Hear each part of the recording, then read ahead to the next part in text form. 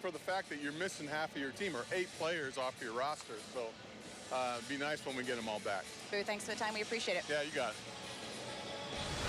All right, yeah, thanks, Emily. And her conversation with Boo recorded just a little bit earlier this afternoon. And now we're all set to go. Indians and Rangers, the final game of this big league weekend. Let's take a look at the Indians lineup today. 10 wins, 11 losses, 1 tie for the Indians so far this spring. Terry Francona puts Brandon Guyer up at the top spot as a DH. Yesterday we saw back-to-back home runs with Lonnie Chisenhall and Abraham Almonte. And, of course, there are reasons why it is ballpark. Stamets gets another start at shortstop today, down toward the bottom of the order for the Indians this afternoon.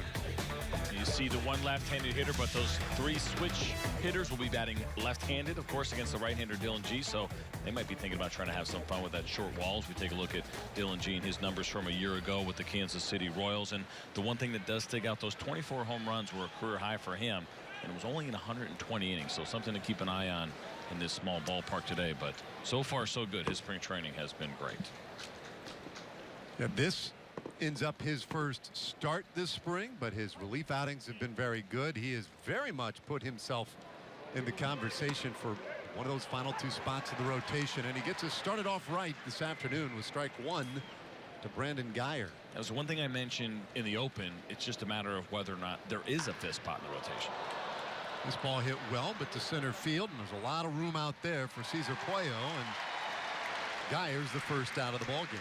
And just to qualify that point, the reason we say that is because Andrew Cashner right now dealing with that bicep soreness, and with the way that the Rangers schedule works out, they may not need a full 5-man rotation for the first couple of weeks of the season. So it could be just a battle for quote-unquote the 4th spot, and running through that rotation 2 times, just 1 through 4.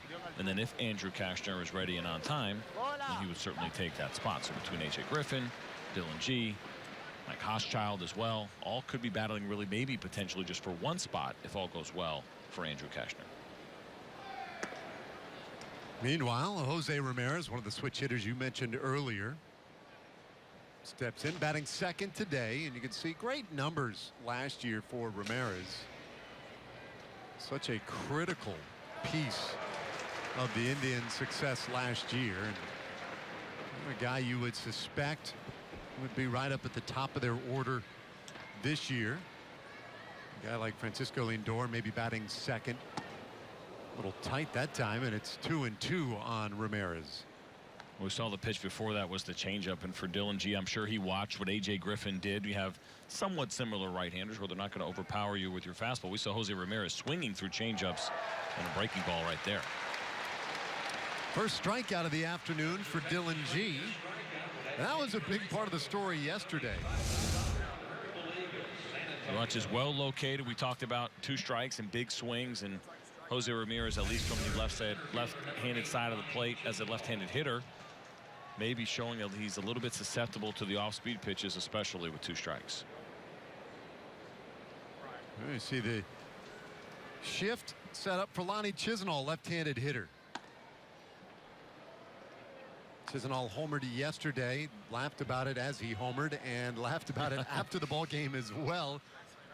He and A.J. Griffin had a chance to bump into each other after the game yesterday, and both of them had a good chuckle over it.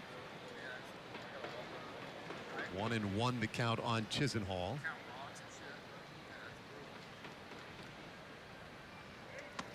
And it is, you know, every time we come here, this has been the 5th year for Big League Weekend down here at the Alamo Dome, and it is always a topic of conversation, especially for left-handed hitters. Very hitter-friendly ballpark.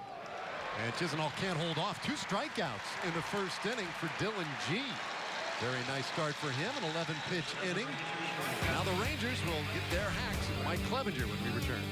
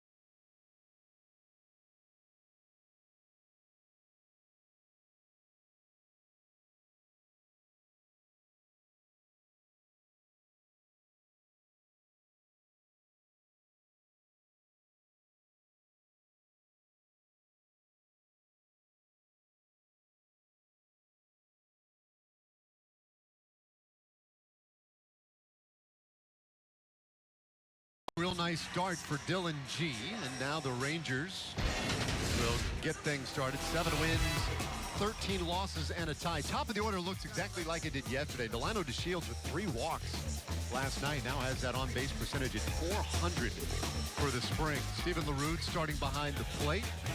Isaiah Kiner Falefa in the lineup today at second base. So a little different look this afternoon for the Rangers. After yesterday falling short 3-2. Now see Mike Clevenger. See those numbers just from a year ago. Now Mike Clevenger probably not going to go very deep in this game. We'll see. This is kind of a last-second start. He is filling in for Carlos Carrasco, who is dealing with some soreness and some swelling in his elbow. The Indians said it's nothing serious, but Clevenger has gone through spring training mostly as a reliever, even though he has done both. So could be just a couple of innings for him today. We will see. Mentioned Delano with the 3 walks yesterday. You look at his production last year, and those numbers down precipitously from the prior season. The .275 on base, the number that was just, well, was the real big problem last year for Delano. A much better job this spring. He's been very patient, much more competitive at bats. And, you know, at the beginning of the spring training, we've talked about it on and off as we've had broadcasts to do so, but one of the few positions where there is some competition is left field. At this stage of spring training, you look around and it's getting a little crowded. I mean, there are a lot of guys who have played well. I think the expectation is that Jurickson Profar will be out there with Ryan Rua, but certainly Delano DeShields making a case for some playing time. Drew Robinson has had a really nice spring training as well. High fly ball not going to carry, and the center fielder Chisenhall is there. 1 away. You know, and the other thing to keep in mind too is that when Shin-Soo Choo is playing right field, that means Nomar Mazara goes over to left. That'll be days most likely where maybe Mike Napoli is DHing or has a day off, and so there'll be some movement in this lineup. But for all these guys, the spring training becomes important. It is extremely competitive. You want to make the team, without a doubt, but it's not always about that opening day roster. There will be changes throughout the year, and making sure you have that good spring and leaving Jeff Bannister in the front office with a good impression is extremely important. Now, Nomar Mazara is going to make this team, and batting second today. Mazara with 7 RBIs this spring. After that year last year, there's no doubt that he has a spot on this year's roster. Now, we were here last season around this time, and that was certainly not a foregone conclusion. In fact, he was one of the real delightful surprises. Called up very early in the season when Shin-Soo Choo went down with an injury, the first of 4 for Choo, and Mazara never left. I think the big thing to keep an eye on with him, last year was a great year. I saw some struggles maybe toward the end and kind of dealing with the league figuring him out, but how he can do against left-handers, right? That's going to be the battle for him. Just one of his 20 home runs last year came against lefties. That batting average against .234, but we forget too, he's only 21 years old. He'll turn 22 near the end of April on the 21st. But that's the thing for me that I'm most interested in, is what he's learned from the league. He talked about it a little bit yesterday with Emily Jones, but the ability to adjust, and I think especially for him against left-handed pitching. A big free agent signing in the summer of 2011. Golfs this one on a line out to deep center, but room out there for Chisenhall. 2 away. Take a look at the Indians defense this afternoon, and Chisenhall anchoring things in the outfield. Almonte out and left, Robertson in right. Michael Martinez gets the start at third base. Stamets at short, and Jose Ramirez playing a little second today. Might be something to that. Colabello at first, and it's Jeremy Lucas behind the plate. And you're right. It's very interesting because right now Jason Kipnis is dealing with a sore shoulder, and so the question around Indians camp is whether or not Jose Ramirez would leave third and go to second, which is closer to more of his natural position, which is actually short. Would he be better off in the middle infield? He did such a great job for them last year at third base, and Terry Francona probably wants to see Jose Ramirez get some reps at second base just in case they need him to fill in for Jason Kipnis. There's a lot of optimism that Kipnis, is not that hurt, that he'll be fine. Open day will be ready to go. He has told a lot of folks around the ball club that if this were the regular season, he'd be playing through it. But one never really knows. 1-1 from Clevenger.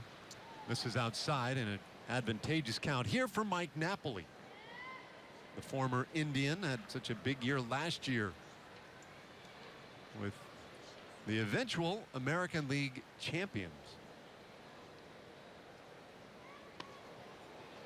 Oh, we count very much in his favor. It's always a little bit strange facing one of your old teammates. Now, in the case of Mike Napoli, saw Clevenger last year in Cleveland, so he has a little bit of an idea, not just his stuff, but personality as well, and bring a little bit of a different level of anxiety, I think, for that pitcher. He saw what Mike Napoli did last year. And he avoids him. So Napoli gets the walk. Rangers have their first base runner. That'll bring up Will Middlebrooks. Now, letting up a hit to a former teammate, it's bad enough as it is, but I will tell you that the walk is worse.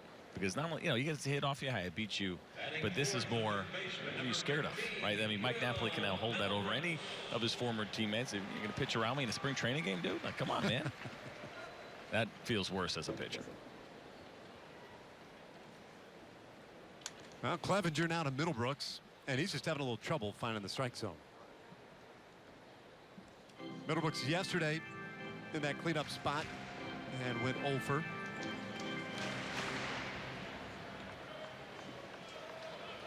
Former superstar prospect with the Red Sox, and it came up and was so good as a big leaguer, as a rookie, but an injury to his right wrist seemingly derailed his career, and he continues to try and find his way back to his old form.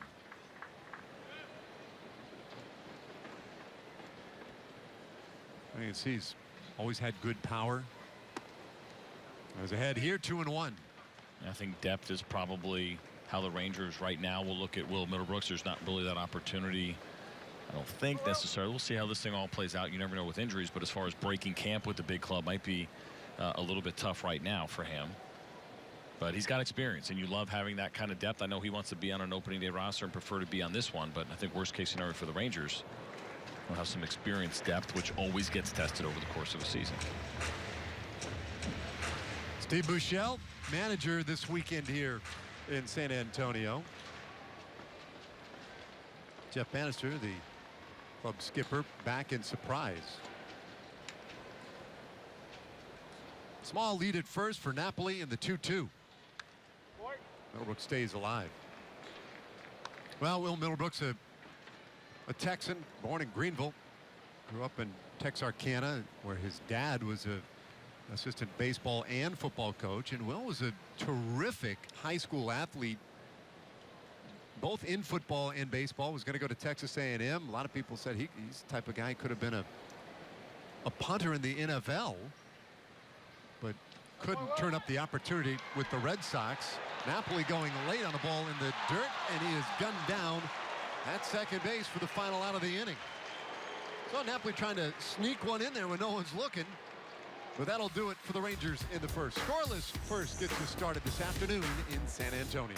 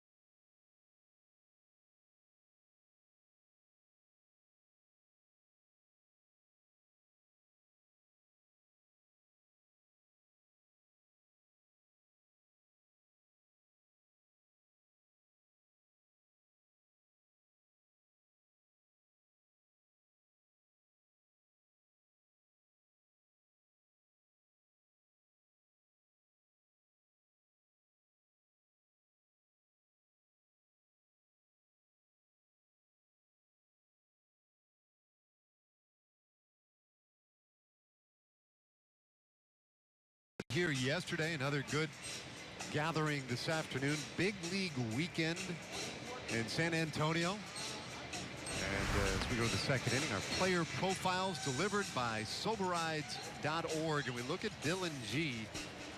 7 big league seasons, most of them as a starter. Last year really got a taste of working out of the bullpen a little bit with Kansas City, which I think is kind of interesting, kind of compelling in his case, again, as he battles for a spot in the rotation. Well, the other side of that, as I mentioned, with the possibility of the Rangers only starting with 4 starters because of the off days, means that they can afford to carry an extra reliever, which, if they decide to go that route, means another spot open in the bullpen. Certainly Dylan G with his experience. I think Mike Hochschild, that comes up for him as well as the Rule 5 pick, and things are not settled here. It's going to be very interesting through the end of camp. Monte lifts one high in the air to shallow left field, and DeShields gets there and makes it look routine, though we learned last night there's nothing routine about a ball in the air in this ballpark. Well, completely different ceiling that these guys are dealing with. Obviously a field that they play at once every 12 months, and we saw yesterday Robertson struggled with the fly ball and the read that he got on. It's not an ideal colored ceiling. You'll see most ballparks try to do something that's in contrast, obviously, to the baseball. They're not going to completely repaint the ceiling here at San Antonio for a 2-game series. So there's some challenges here for these guys, not just the pitchers. Chris Colabello now. You know, when they made the Astrodome, which started this entire new concept, and they played a couple of exhibition games. It was the Yankees and the Astros. Yankees actually the first team to play in the Astrodome. That became an issue immediately as Colabello serves one to center field. And the Indians have their first base runner this afternoon. Well, correct me if I'm wrong, but was that when they still actually tried to have grass in the Astrodome? And so there was glass steel. It was glass in the ceiling, if I'm not correct, if I'm not mistaken. As we see Chris Colabello line his ball to center field. Yeah, you're absolutely correct. They had the windows up there, so they, after playing a couple exhibition games, they realized, well, that's not going to work. We're going to have to trial and error. Going to have to paint those. And then the idea was, instead of worrying about the contrast of the roof and fixing the roof, the idea was, Judge Roy Hoffine said, well, let's just use orange baseballs. Well, kind of like when you're playing golf. Yeah. But that one never took. Oh, boy. So we're not going to paint the ceiling here at the Alamo Dome.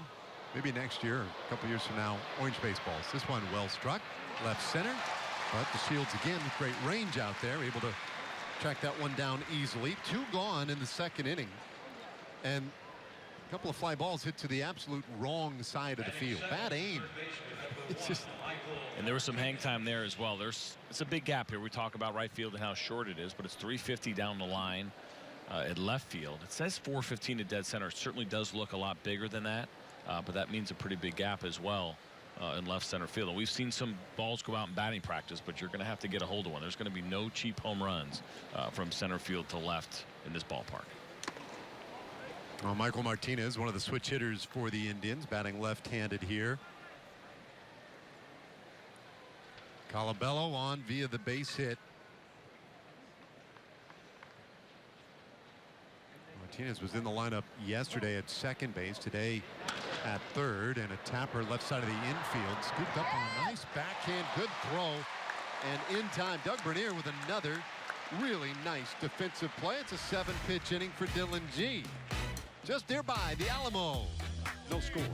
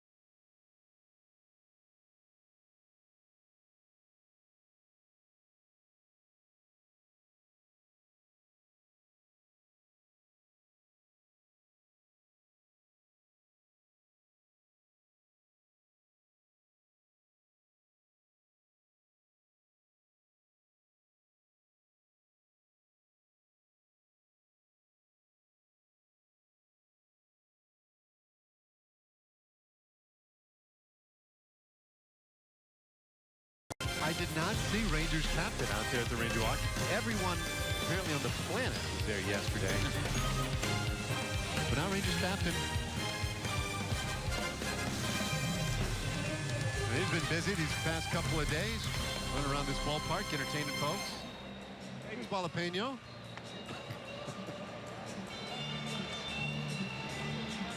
I think we're seeing some of Captain's pass list. Maybe took tickets for his buddies. Well, we go to the bottom of the second inning.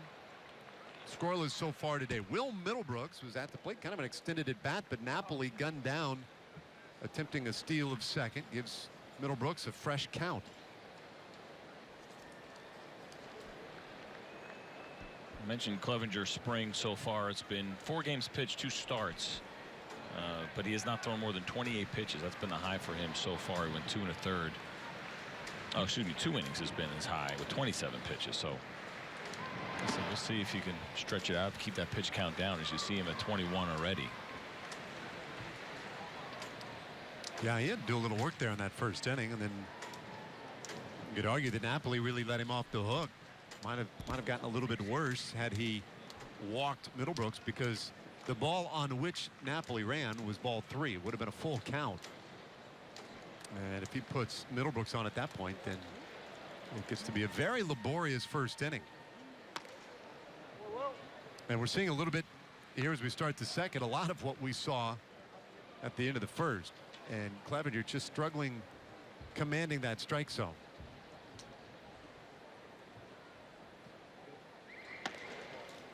And so on 4 straight pitches, Middlebrooks draws that leadoff walk.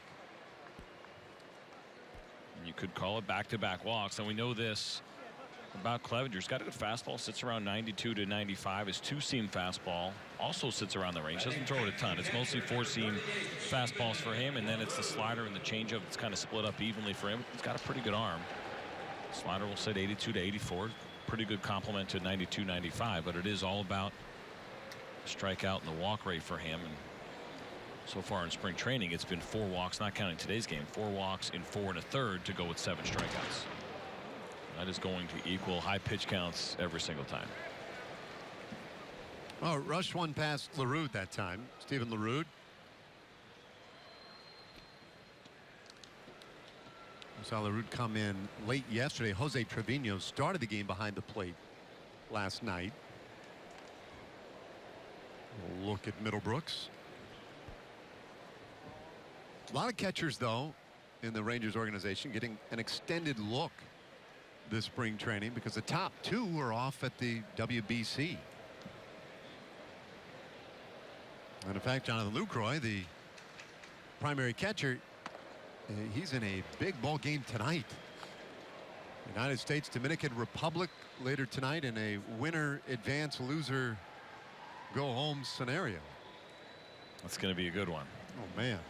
U.S. losing yesterday to Puerto Rico. Puerto Rico will advance to the finals in Los Angeles, but it is win or your WBC is over for both the Dominican and the United States tonight.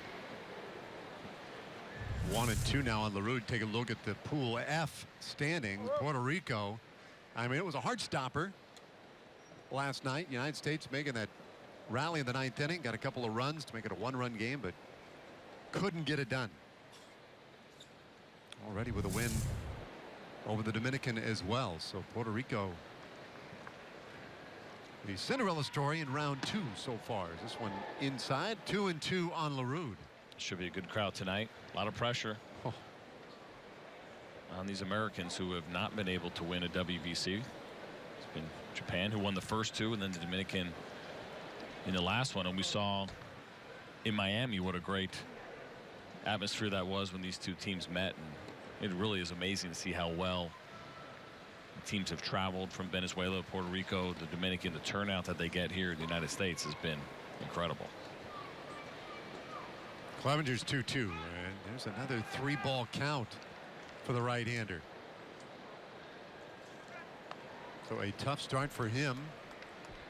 Some good work back there for Jeremy Lucas. He's working pretty well. You mentioned the ball that Mike Napoli tried to advance on. Lucas did a good job keeping that one in front of him and ultimately making a good throw to nail Mike Napoli to end that first inning. But yeah, he's working hard. When you have a guy who doesn't have great command but has the live arm, not an ideal place for a catcher. He knows he's going to have to be working. He knows he's got to be on his toes. Middlebrooks off first. There he goes. A 3-2 pitch is inside, ball 4. So another walk, and the first 2 men on in this second inning for the Rangers. I think Mike Clevenger thought that pitch was a ball. Looked like it just missed down and in. Not a terrible pitch, but if you think about it, Dave, that's now 3 straight walks, even though that inning ended with Mike Napoli getting thrown out. The last 3 at-bats have been 3 straight walks. But you watch here, his ball just misses, I guess, down and in. Pretty good looking pitch, and Rude's able to hold up his swing.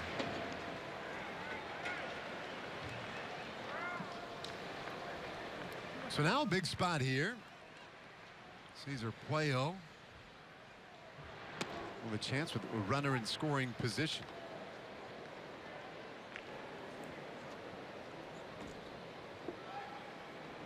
See Puello's numbers last year in the minors, and we've seen him a little bit this spring.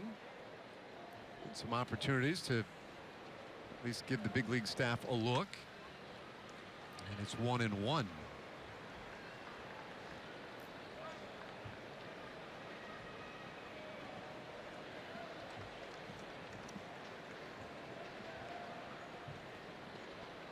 This spring, Puello with 3 hits so far. I mean, he's gotten a decent number of at-bats. Count 1 and 2.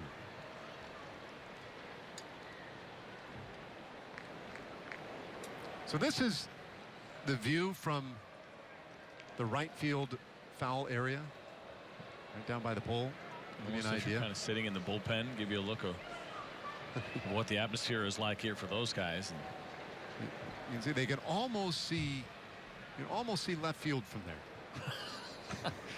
With the camera helps, you can zoom in 1,000 times over. Rifle shot down toward that bullpen. And see Puello with 2 strikes, actually shortening up a little bit and trying to maybe look to right field. He's already seen the hard slider. He's seen the fastball. Now here for Clevenger. See, way off the distance, kind of fuzzy way out there. That would be left field. Expansive outfield out in that direction. 1-2 to Puello. And that'll even it up. That's what Lucas wanted. There was no doubt in my mind that they were going to try to throw a breaking ball down in the dirt right there. He's working hard. The issue has been that's the ideal situation, right? You got a guy in a 1-2 count. Breaking ball, see if you can get him to go fishing. A little bit shorter than I think Lucas probably wanted it. But also when you have a guy that's struggling to throw strikes, sometimes you worry about one too many waste pitches or trying to get a guy to chase because he's had a hard enough time throwing strikes in this inning. Puello, 26 years old, out of the Dominican, and he waits on a 2-2. And he'll see another. Puello was a guy who was ascending through the Mets system, and at one time was rated a top 3 prospect in their system. That was according to Baseball America, but has yet to get that cup of coffee. Last year was at AAA all season in the Yankees organization. It's Grand Wilkes-Barre.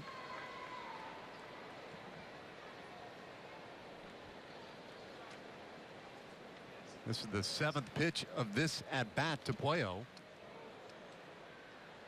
And again, Clevenger is kind of all over the map.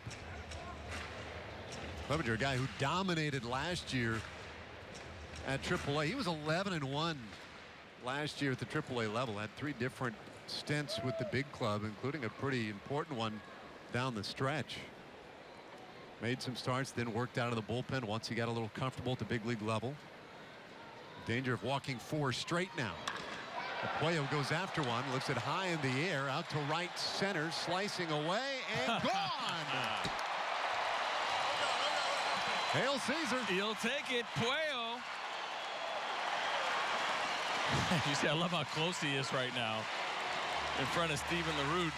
LaRue probably thinking about, you don't see that every day, but probably thinking about maybe tagging on that ball. I guess that could have been the case, because Lonnie Chisenhall was going after like he maybe had a chance to catch it. So not to take anything away from Cesar Puello, but this is probably, and you see how it jumped up in the air right away. Pretty high launch angle, but probably not a home run in most ballparks, as this was a straight wall from the right field line. Chisenhall was there in plenty of time. He looked like he was going to try to jump for it. Still pretty well struck, probably a double in most circumstances, or a tough play up against the wall. But not today. Good for 3. So the Rangers jump out in front early, take advantage of some of those walks. And now the 1-strike pitch to Doug Bernier. I have 40 pitches already this afternoon for Clevenger. Bernier, well-traveled, one of those guys who seems to have a little trouble breaking through that ceiling at AAA. He's had a few cups of coffee, but can't, or at least to this point, has struggled to find that regular spot on a big league bench. Good glove man, very versatile. And it's 2-2. He's been very impressive here in spring training, kind of getting a really close-up look at Doug Bernier and what he has done in the field. We saw it earlier, made a really nice play at shortstop at the end of the second inning. There's value in that. The team knows they need somebody at some point during the season just to be able to bounce around. Drew Robinson does the same thing. So there's a lot of these guys that can play a handful of different positions and do it pretty well. Just a matter of whether or not that need ever pops up for him inside the Texas Rangers organization. Clevenger's payoff pitch, and that one fouled off.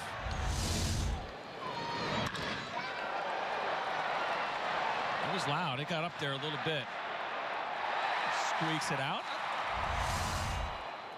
Close. I don't want to take anything away from the home run. Probably, I think like a pitcher, and I'm thinking F8 as a pitcher if I'm pitching in Texas or anywhere else. He found the right part of the ballpark. What the heck? I'll take it.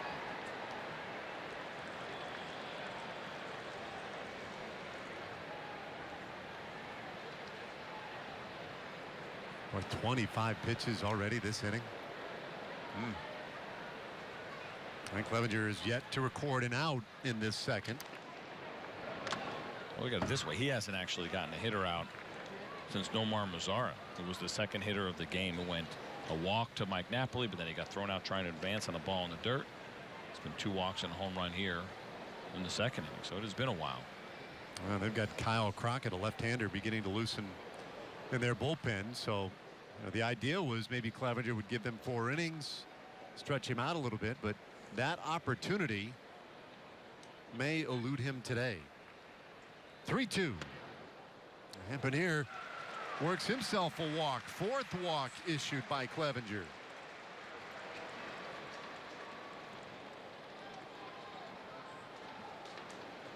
Batting 8th, the second baseman, number 96, Isaiah Kiner-Falefa. Isaiah Kiner-Falefa will be next.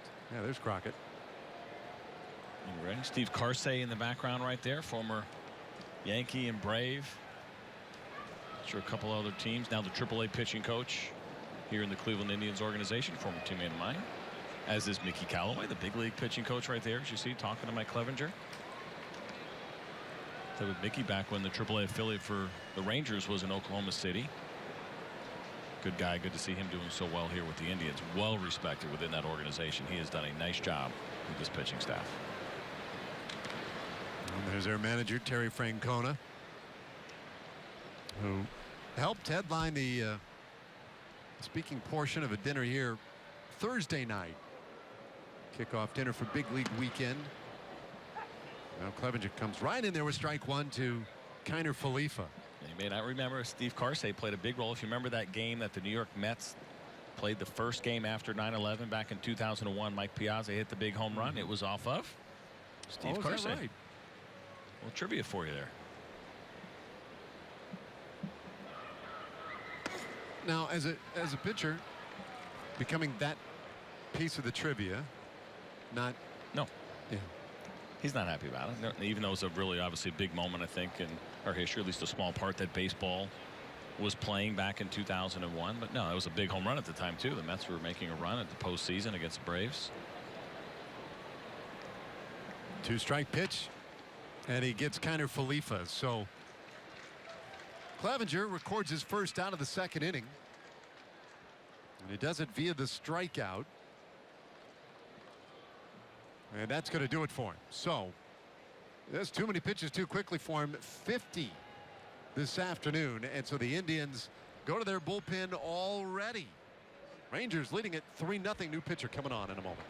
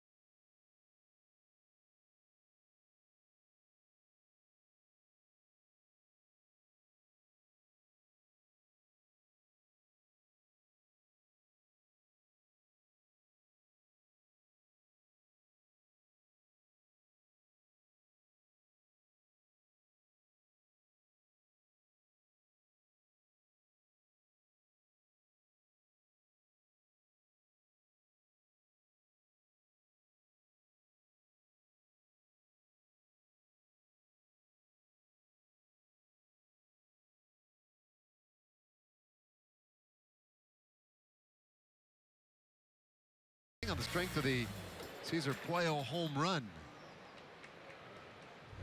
That will earn us a look at Kyle Crockett this afternoon. Mike Clevenger done a little bit early. Crockett, that fastball sit about 88 to 90 miles an hour. You see the slider is kind of his first go-to pitch. He's been really good against lefties over the course of his career. He's kind of been a partial service time guy, contributing the last 3 years for the Cleveland Indians, but pretty good numbers. 234 in his career against left-handed batters. So that's kind of been his role in a better than 4-to-1 strikeout to walk ratio. I always saw Profar yesterday playing a little first base.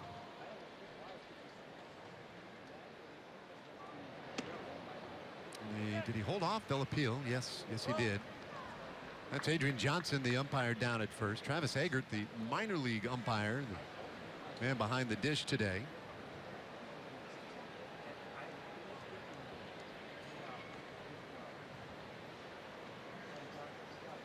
Jeremy Profar yesterday whiffed in his one at bat, and now the count 1-2. You know, we take it for granted more times than not that most people would understand or know, maybe even assume, that Jeremy Profar, the younger brother of Jurickson, I suppose it's worth mentioning. Jurickson having a whale of a WBC right now for the Netherlands. A 1-2. And Jeremy sends this one foul on the right field line. At home run distance. That's unbelievable. I thought that ball was going to die in the bullpen, but it actually reached the stands.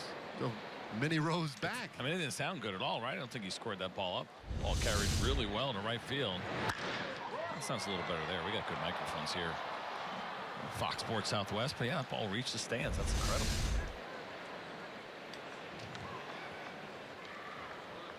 I'll take a look at Bernier. Now, Crockett, a guy, he'll probably have a difficult time making this opening day bullpen. Of course, they have the great Andrew Miller down there. They also have Boone Logan. So they have two really strong lefties. I mentioned he's gotten some time over the last couple of years. He's pitched in 100 big league games, but he still has an option left. So he'll be a guy that serves as depth for the Indians.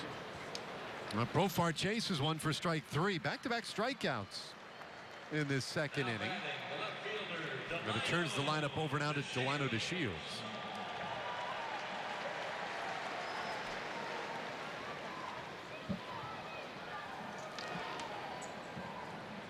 That was a changeup that we saw. Not too many of those. Only throws that pitch about 5% of the time. But if you're a lefty specialist and you're mostly fastball slider, the way that Crockett is, you do need that changeup once in a while just to kind of get guys off of your two main pitches. And lefty on righty, that's the time to use it. So here's Delano, takes a breaking ball for a strike. Delano flying out to center field back in the first inning.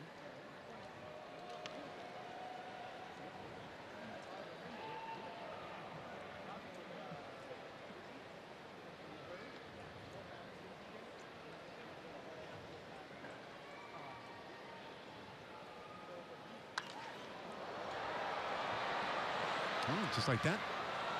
0-2 the count. Well, we'll see a lot of different pitchers obviously today for the Cleveland Indians. Their starter Mike Clevenger couldn't get through 2 innings. And then what will be interesting is how does Dylan G look in the third after this long wait here at the bottom of the second inning. See how he responds, although now working with a 3-run cushion at least at the moment. He's in a good spot so far, has looked pretty good here against the Cleveland Indians, and I got to believe for him too, the idea of keeping that pitch count down, trying to maybe get to 4 or 5 innings as a possibility for him would be a goal in this game, much like we saw AJ Griffin yesterday. He certainly would love to follow up kind of a repeat performance. So far the max has been 3 innings is what he threw against the San Francisco Giants in relief, but keep that pitch count down. So far so good. He may be able to stretch it out maybe beyond 4. Now Griffin's, there's AJ right there. Griffin's 5 innings yesterday. That has to be the longest outing we have seen this spring by any Rangers starter, I would think. And then he went out and worked a 6th inning in the bullpen, which, as we noted last night, went very well. 3 strikeouts, 9 pitches. You don't see it too often. Did Delano go? Yes, he did. Eggert didn't need any help. 3 straight strikeouts, all swinging, end up finishing the inning. But Cesar Puello with a 3-run homer opens the scoring this afternoon in San Antonio.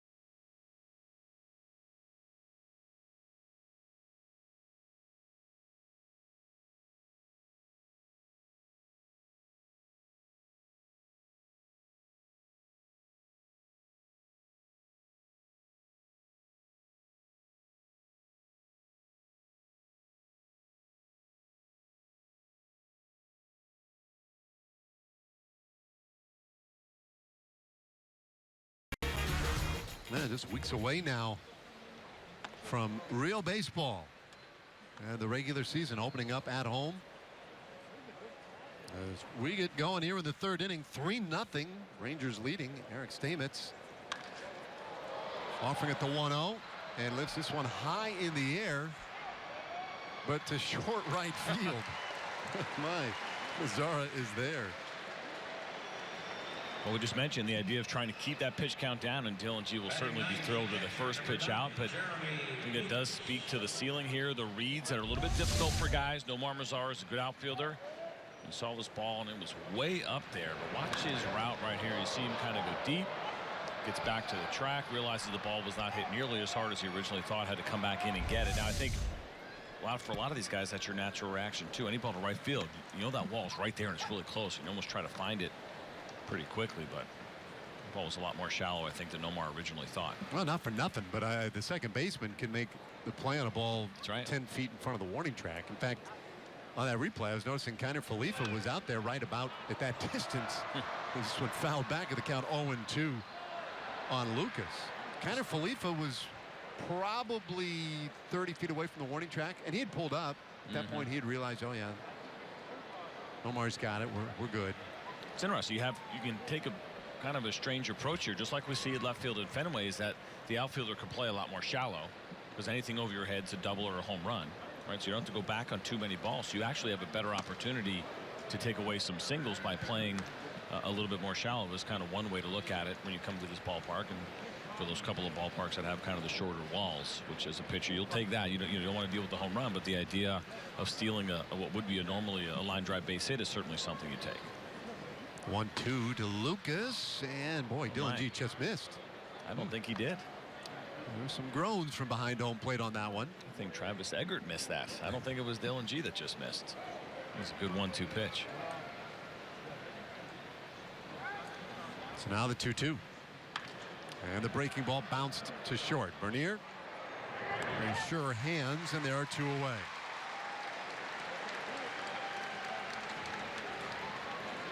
Designated hitter Brandon Guyer. Kind of shrugging it off. No big deal. Cost me an extra pitch. And now Brandon Guyer. Well, nice. So you get 3 runs of support in the bottom of the second. You come right out and get 2 quick outs. Brandon Guyer, the leadoff man, takes a strike, and Dylan G is filling up the strike zone today. Going right after these guys. 1-1 on Guyer, who flied out to center field. 2-to-1 ratio. 66%. That's above where you want to be. The average rate's going to be about 63, 64 is the goal as far as your strike percentage. He's done an excellent job. He's right where you want to be. There's 2-1. And that'll even it up. Now, you can go too high, right? I mean, you start throwing too many strikes, and they're going to end up in the outfield. Especially if they're over the plate too much. Right? We talk about command versus control all the time. And there's something I think to be said for throwing too many strikes and letting guys get too comfortable. This one lined into center field. Base hit for Guyer. The Indians have their second base runner this afternoon.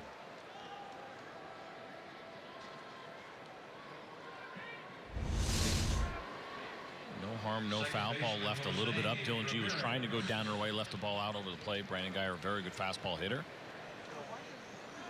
But again, you want him in the strike zone. What you don't want is to see a guy get into the trouble that we saw with Mike Clevenger, which was not throwing the ball over the plate, walking 4 batters, and ultimately ended up getting him with the home run. This one hits sharply down into that right field corner. Guyer to third. They'll put up the stop sign.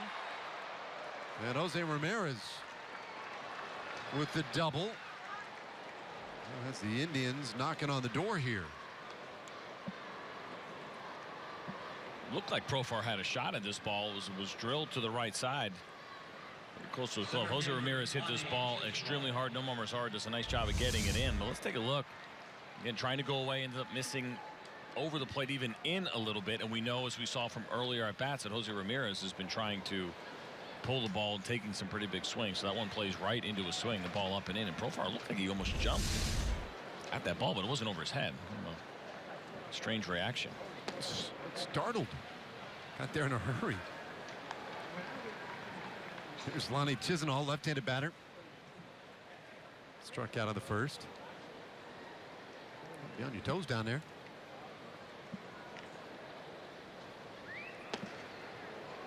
Mm, 2-0. Chisenhall, 28 years old now. Came up to the big leagues 2011, so he has spent parts of 6 years in the big leagues.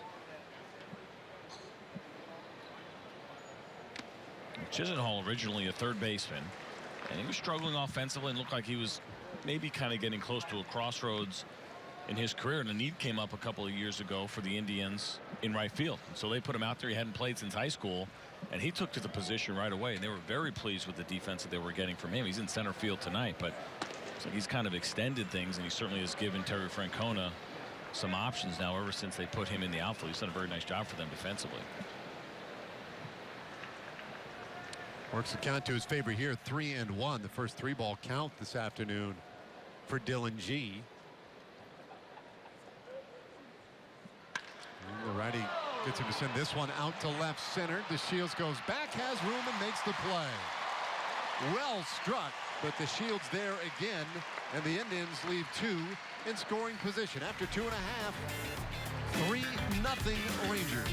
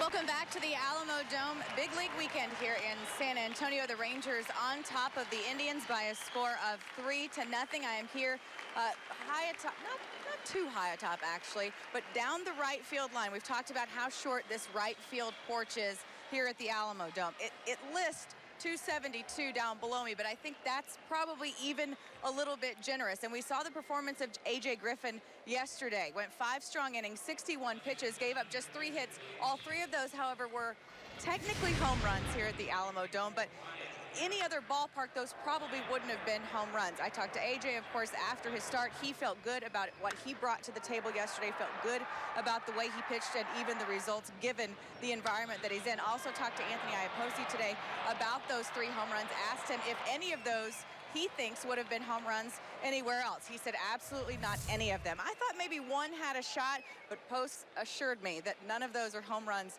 in any other ballpark. Maybe a double on one of them, but the rest he felt pretty confident that his outfielders would have handled. Guys. Yeah, thanks, Emily. And I'm with you. The Almonte home run, that was one that would have had a chance, maybe, depending on the ballpark. But no, 2 of them absolutely would have been outs. So Merritt is on to pitch now. Ryan Merritt, the left-hander, in relief. Kyle Crockett took care of business, getting the Indians through that 2nd inning. You see those 4 games pitched last year. Ryan Merritt got an opportunity. This ball well struck out toward left center field, drops in for a base hit and nearly more. Great diving stop by Chisenhall, but it is a double for Nomar Mazara. Rangers have a man in scoring position in the 3rd inning. This ball was ripped by Nomar Mazara. We saw some funny bounces in the outfield yesterday, and Mazara knew that and keeping an eye on it. Lonnie Chisenhall kind of having some memories of when he was playing third base as he dives. You see that ball kind of skip to the left as it hit. It was a nice job of not letting that ball get by him. Otherwise, it's probably a triple. Nomar Mazara picks up on that right away. He's in with a leadoff double. We had a double yesterday. Not hit quite as well. This one a very legitimate double and a good way to start the third inning. And a nice at bat against a left-hander, lefty on lefty. So you mentioned it earlier. That'll be a bit of a key this year for Nomar Mazara, is how he competes against lefties. Now Napoli walked in the first inning. This is a really good matchup here for Mike Napoli. Ryan Merritt is not necessarily a hard throw. He does have the good changeup that he keeps down and away, but not a lot of velocity on that fastball. 1-1 the count on Napoli. 7 RBIs this spring. And the 1 home run so far.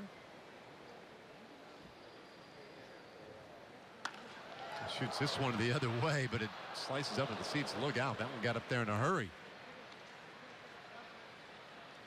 That fastball average just 87 miles an hour last year for Ryan Merritt, and you see a little frustration here after the fact by Mike Napoli. That's a ball he felt like he probably should have driven to right field pretty well, and ended up being maybe just a little bit late on it. So let's see if he can battle back here. 1-2. The pitch to him outside.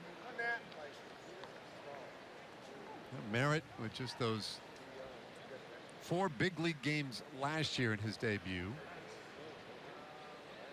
If you remember, so he got an opportunity to make the start after Carlos Carrasco and Danny Salazar went down. Those guys were not able to pitch in the postseason, and Ryan Merritt made a pretty big start for the Cleveland Indians in Game 5 of the League Championship Series last year. Only went 4 1/3, but he held the Toronto Blue Jays scoreless.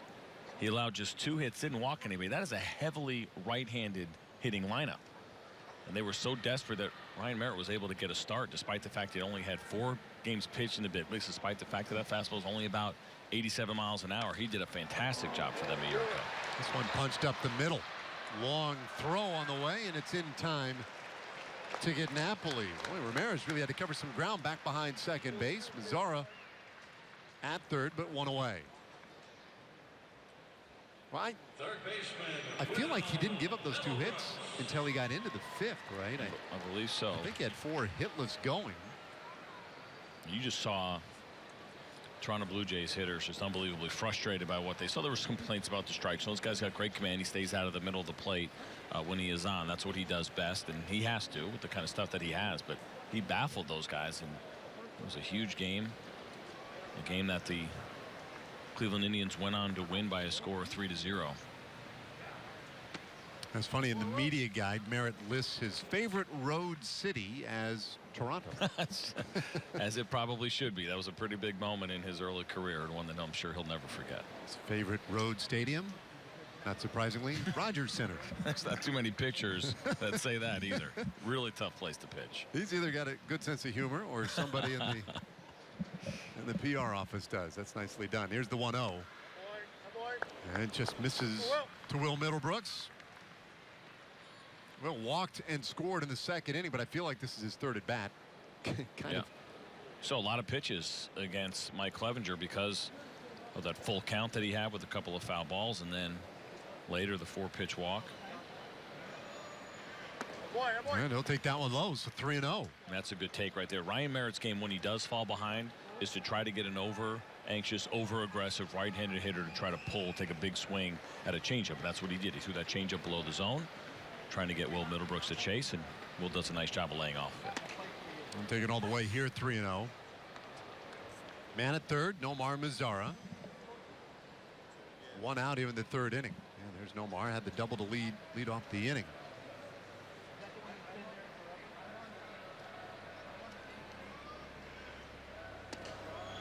Ooh, and a full count to Middlebrooks. I think he would argue the point. I mentioned earlier, drafted out of high school and decided to go ahead and take that chance on pro baseball. 5th round pick in 2007 by the Red Sox. By 2012 was their top prospect, and came up in 2012 and made some noise right away. Payoff pitch to him. And up the middle, and that one into center field, a base hit. Mazzara will score. Middlebrooks picks up the RBI. It's 4-0.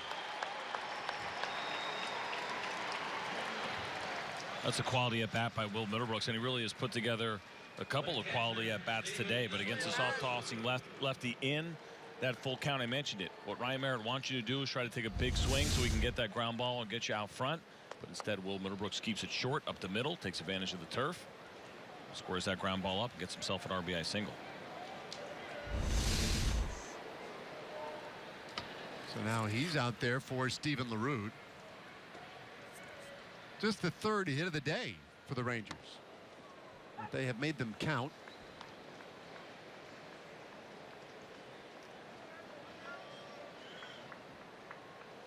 LaRue now 32 years old. You see his numbers from this spring training. Originally drafted by the Pirates in 2003.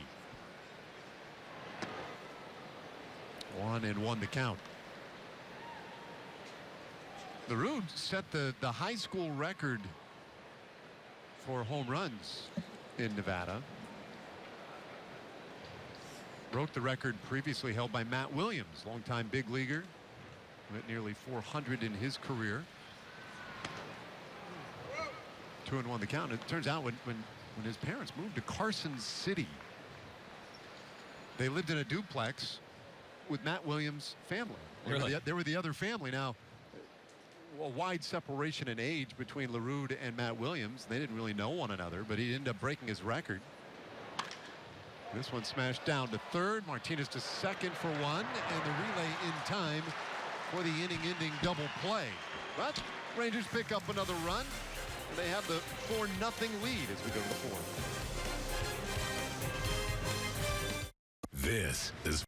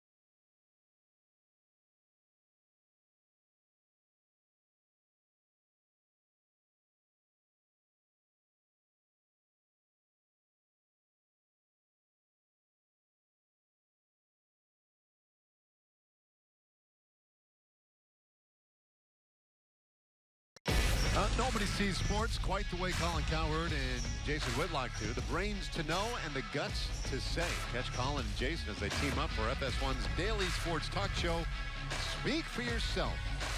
Weekdays, 4 p.m. Central.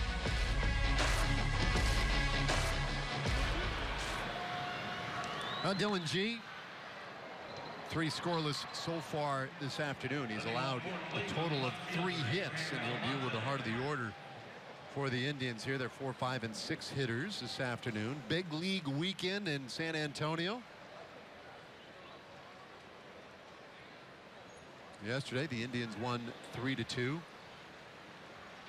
There's Emily Jones working in that Rangers dugout, such that it is. And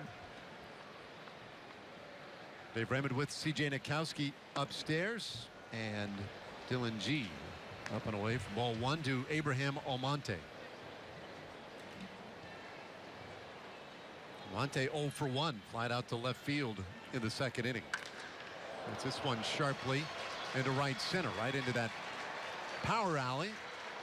And what giveth sometimes does taketh away. You hit a ball that hard, you're thinking double. But the short fence costs him the extra base, and Almonte has to settle with a single. Yeah, and Dylan G certainly happy with that as well, as we see this ball from Almonte is well struck again. Dylan G trying to go down and away, moves the ball out over the plate, arms get extended, squares it up, but it's one hop to the wall. Nomar Mazara is able to get to it very quickly, and understanding, okay, normally big ballpark, normal ballpark, that's a double off the bat, but not necessarily the case here. So he does a great job hustling, getting it in. What that does now keeps a double play in order as well here for Dylan G. See to Chris Colabello, and this one hit to the exact same spot. Almonte will turn and head to third, and they will stop him there. And the throw to second. Got him.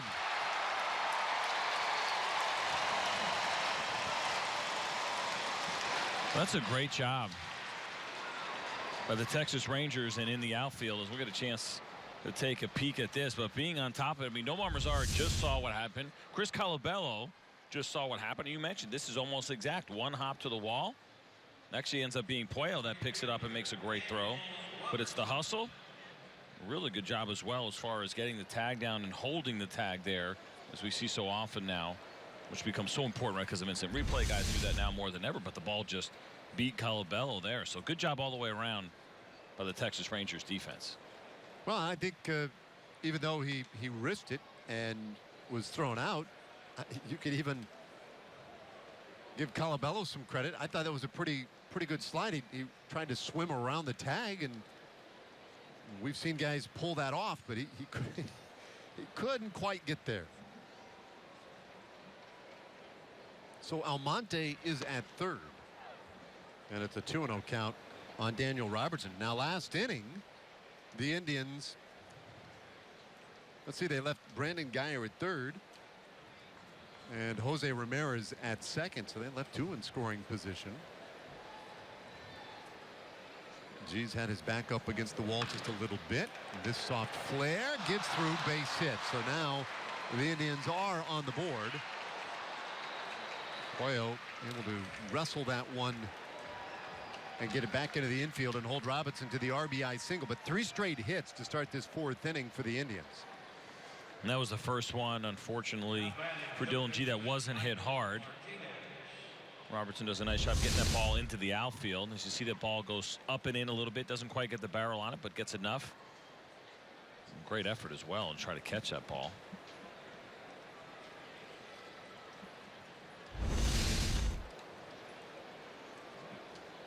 Well, and Robertson is done as they lift him for a pinch runner here. Allen takes over for him at first base.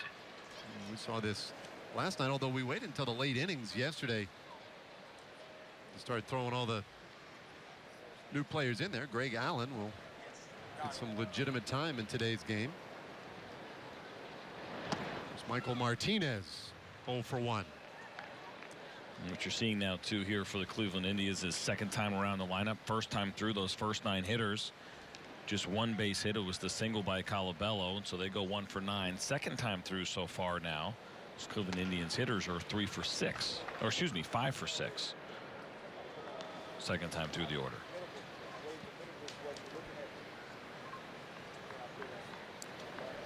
Almonte, Colabello, and then Robertson, all singles.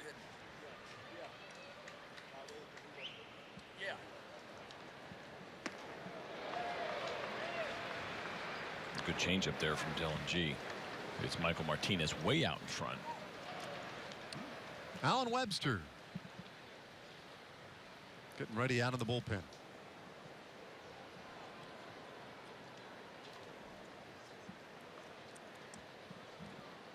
Well set up in the 2-1. A little bit high. Dylan G did a pretty good job last year. We talked about first time, second time through the orders, kind of become a pretty popular discussion in Major League Baseball. Last year, batting average against for him was .257 first time through when he was a starter. Second time through, it actually went down .252, so he'll drop that or even stay the same. Is certainly encouraging. He didn't really run into trouble until he until it was 4th time through for him, which didn't happen too often. But all of a sudden, that batting average jumped to .322 against as a starting pitcher. That was the 4th time through the order. We just don't see a lot of that anymore in Major League Baseball. No, 4 times through? No, you don't. A little high, and that's ball 4. So a walk to Michael Martinez, and it may well be that G's running out of gas a little bit. You tell me. I mean, you've been in similar type spots. What happens in these spring games when guys get out there for their 4th inning?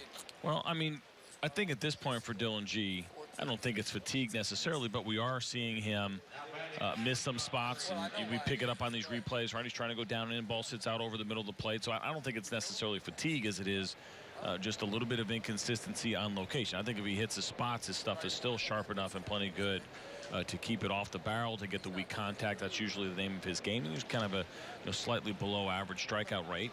His game plan is inducing weak contact, but with this kind of stuff, if you miss spots, you're gonna enter a little bit of trouble. And I think we've seen that. We saw the Brandon Guyer hit back to the 3rd inning. The Ramirez double, some balls that were squared up pretty good. And then Almonte and Colabello as well. So the command is getting off here just a little bit, but it's still 2nd time through the order, even though it's the 4th inning. And the Rangers are saying, hey, we want you to compete for a potential spot in the rotation. I think this is certainly something they would expect him to handle.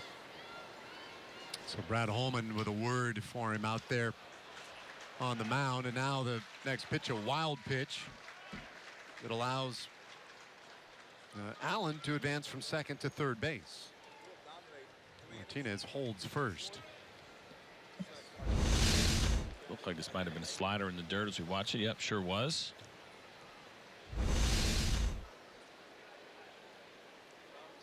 So on the corners, 1 out. Middle infield. Double play depth, and hopes that maybe Stamets will give him a ground ball here.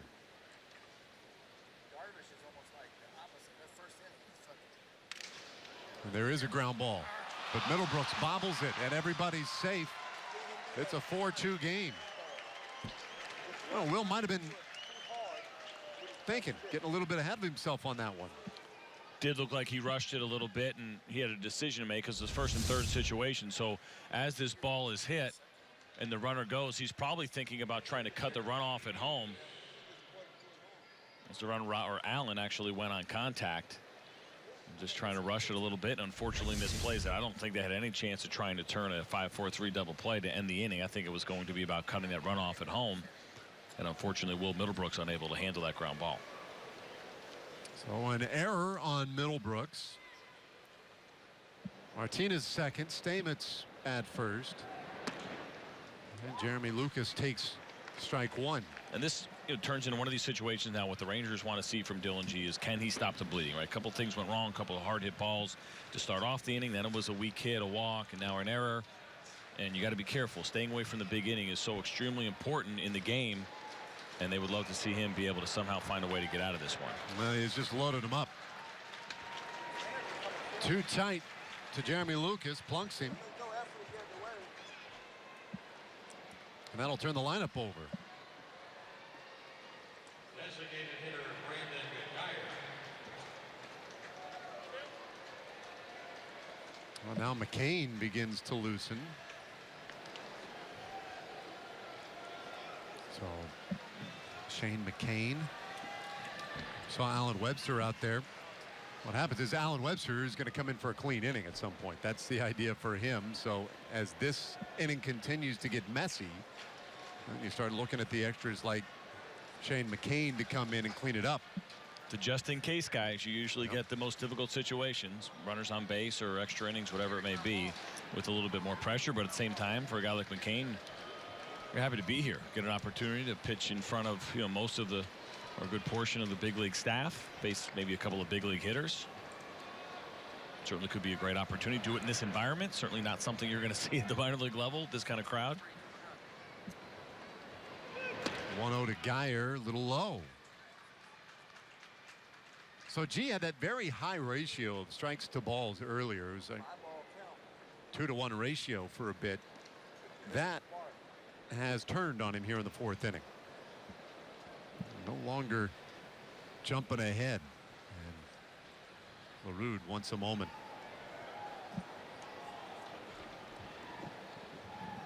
Let's see, that dramatically changed to get us to this point where it's nearly 50-50.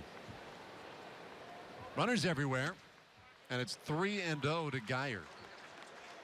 And we had talked about how good the strike percentage was earlier at 64%. He's now down to 54%, which is going to be below average. Mentioned 62, 63 is about where you want to be, and all of a sudden Dylan G has gotten himself in a whole lot of trouble as he loses the strike zone. Geyer's swinging 3-0. How about that?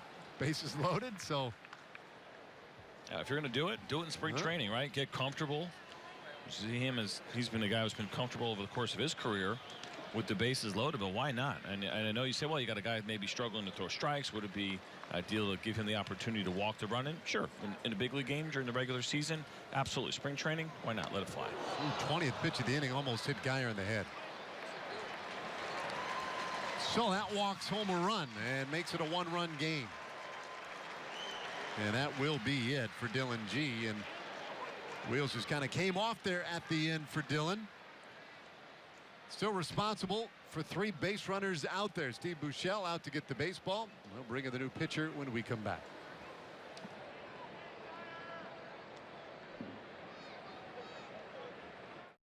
Fox Sports Southwest and the Dallas Stars want you.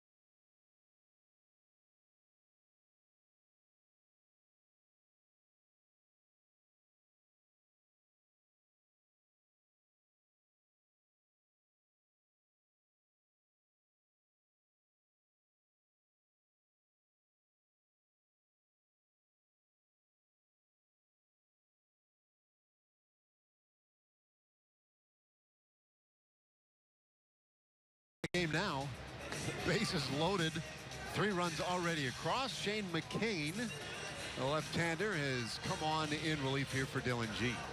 You see those numbers there. How about 75 strikeouts in 74 innings? 6'1", 223 pounds, non-drafted.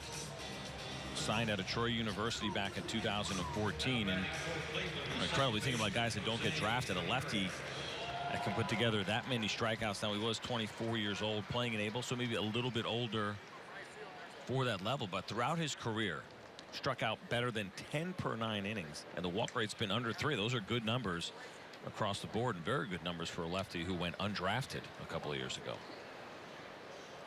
Well, he'll come right after Jose Ramirez. Ramirez, a switch hitter, batting right-handed now. 1 for 2 this afternoon with a double last inning. McCain with 3 years of minor league ball to his credit. Last year at Single-A High Desert. His second year at High Desert. He got a little time at Hickory in 2015 as well. He also pitched in the fall league and did a nice job in his 6 games. No runs allowed. Certainly a good test. And in those 8 innings, struck out 13 to just 3 walks. So he seems to be doing everything right. Looks like he got some natural cut on that fastball, and you see him come set too. He's a lefty that throws across his body, so I imagine he's really tough on left-handed hitters. 2-1 pitch, and that will even it up at 2-2 on Ramirez. Strikeout would be nice. Of course, a ground ball would be ideal. See that close setup, and how he comes across his body, and that ball just kind of cuts into Jose Ramirez. Kind of a little bit of a tough read on those righties as well. Went sails on him a bit. Full count now to Jose Ramirez. Lonnie Chisenhall, left-handed hitter, would be next.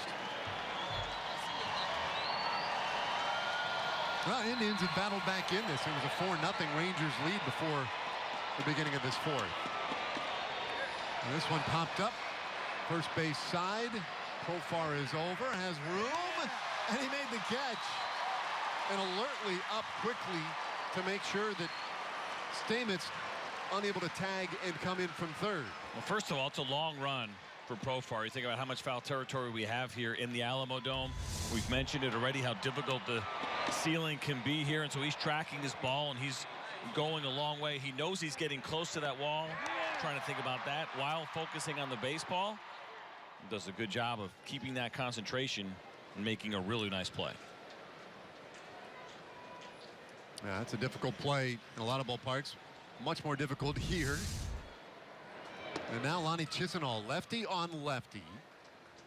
Chisenhall, the 9th batter of the inning. He's 0 for 2 today. Struck out in the first, flied out in the third.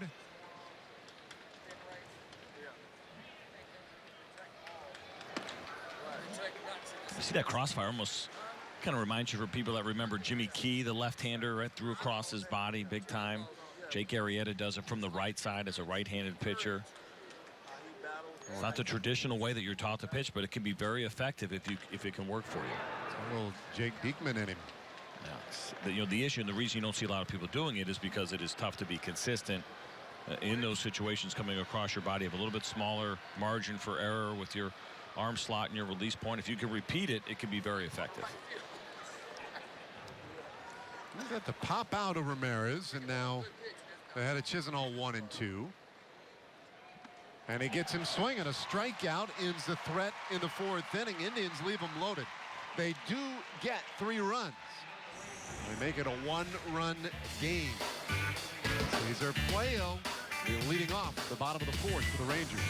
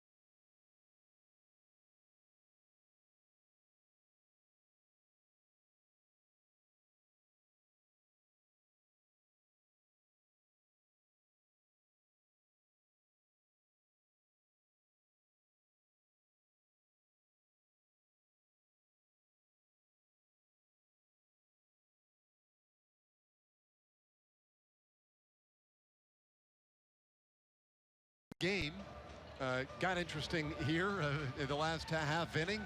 4-3 the score. Having fun here though. Big league weekend. Dylan G had the start. CJ, it kind of just fell apart from there, a little bit unraveled in that 4th inning. It sure did. He looked really good through his first 2, and then all of a sudden the 3rd we saw some better contact. But it was the 4th inning where it seemed like the command had gotten away from him. He was missing his spots, leaving a couple of balls over the plate. The Cleveland Indians hitters were not missing them, and ultimately he was unable, unfortunately, to finish that 4th inning. Now, we knew the ballpark would be a factor in this thing. Cesar Puello had the home run a little bit earlier. That right now looks to be the difference in this thing, at least for the moment. He'll take it. Maybe not necessarily a big league homer, as we saw and listened to Emily talk to Anthony Iapoce earlier about the home runs that A.J. Griffin let up. He said none of those were big league homers, and if that's the case, and I think I pretty much agree with him, that certainly wasn't as well, but you'll take it. No complaints. Absolutely. Cesar Puello. And Puello leading things off here in the 4th inning.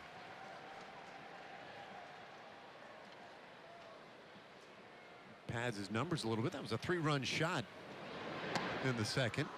So doubles his RBI total.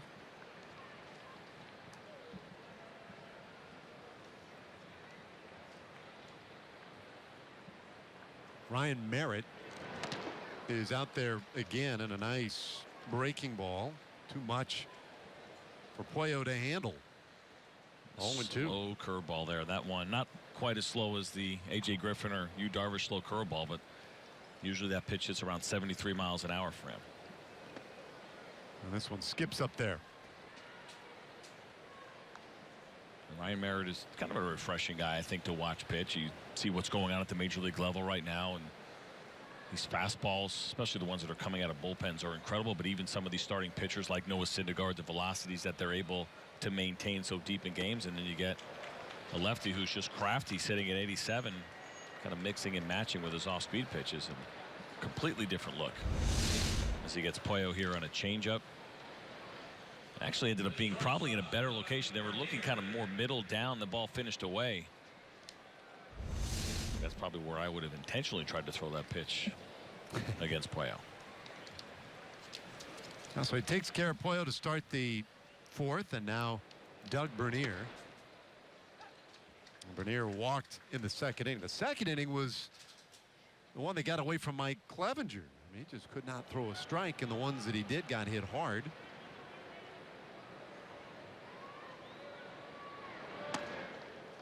Just like that, it's an 0-2 count on Bernier. Well, and the trick with these guys, and we talk about a lot of guys that have these kind of fastballs, is you have to disguise your fastball. And so the off-speed pitches do that to change up the breaking ball. And then when you do come back and throw it, it's going to look a little bit harder than it might. And you might be surprised as you saw that pitch right there. He can elevate it as well. And you think usually if you have that kind of fastball, you want to keep it down in the zone. But no, if you work your off-speed pitches right, you can absolutely elevate that pitch. It's a lot harder to pick up, and research has shown us that big league hitters will chase that fastball just above the zone pretty often. 2-2 now on Bernier. Yeah, it's hard. It's always been one of those things very difficult for guys to lay off.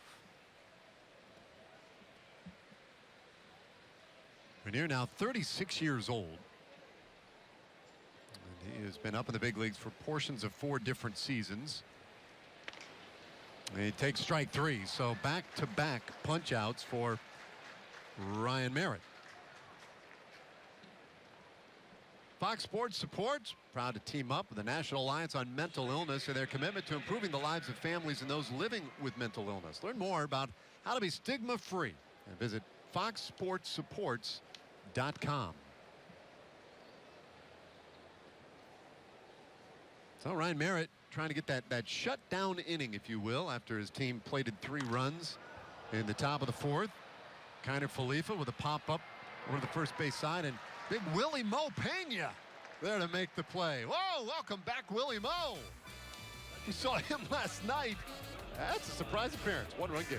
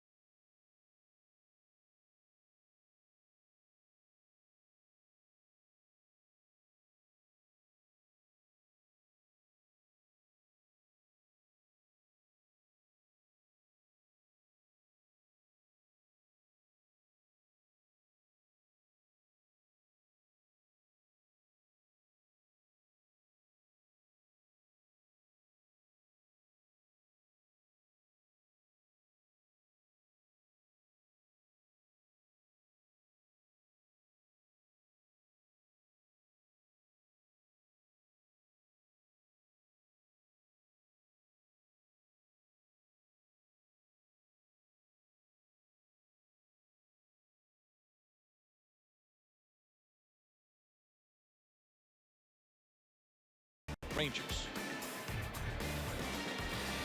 Well, we've played 4.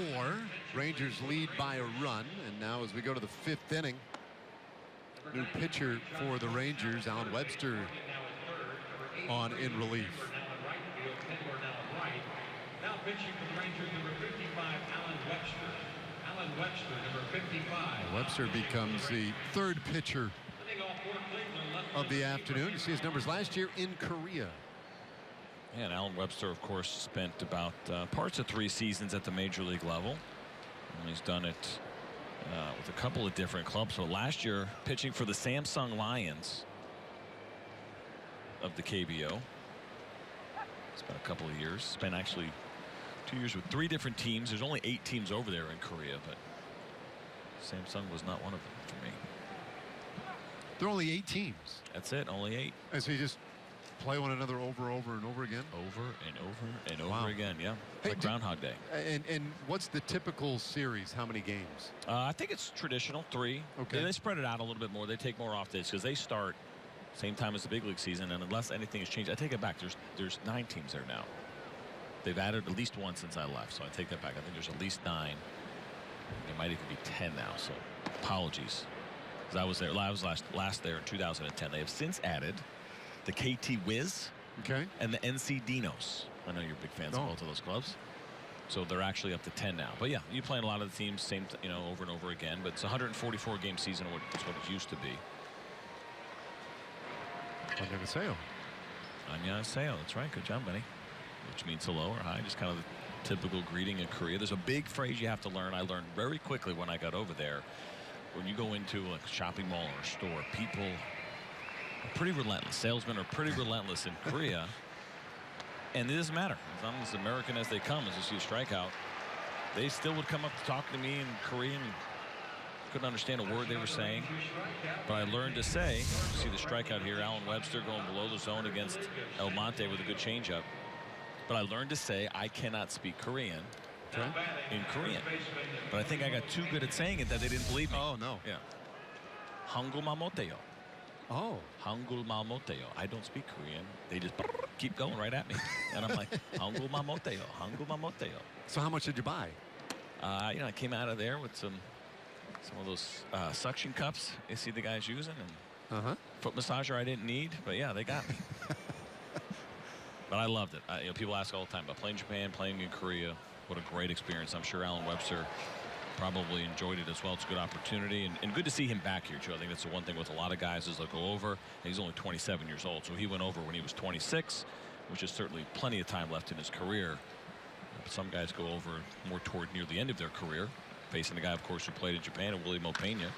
Yeah, Pena hits one hard center field, and that one caroms off the top of the fence and rolls around out there a little bit. Kind of a tough play as it stayed on the fence for a little bit and rode it out. Unusual. Well, it's certainly not the kind of carom as you see this ball that's left up and William Opeña all over, but certainly not the carom that Cesar Puello is used to seeing. It looked like it hit the wall and kind of rode across, and then he tried to pick it up with his glove and boot it around a little bit. Let's see if this caught the back or not. It hits the top. Did it hit anything over there? It sure didn't. That is amazing. So Willie Mo Pena, he did not play last year. He was played winter ball, right? Did play winter ball, but it looked like his career was done. He took the 2016 season off. He'd come back from Japan after what, 4 years, I believe, in Japan.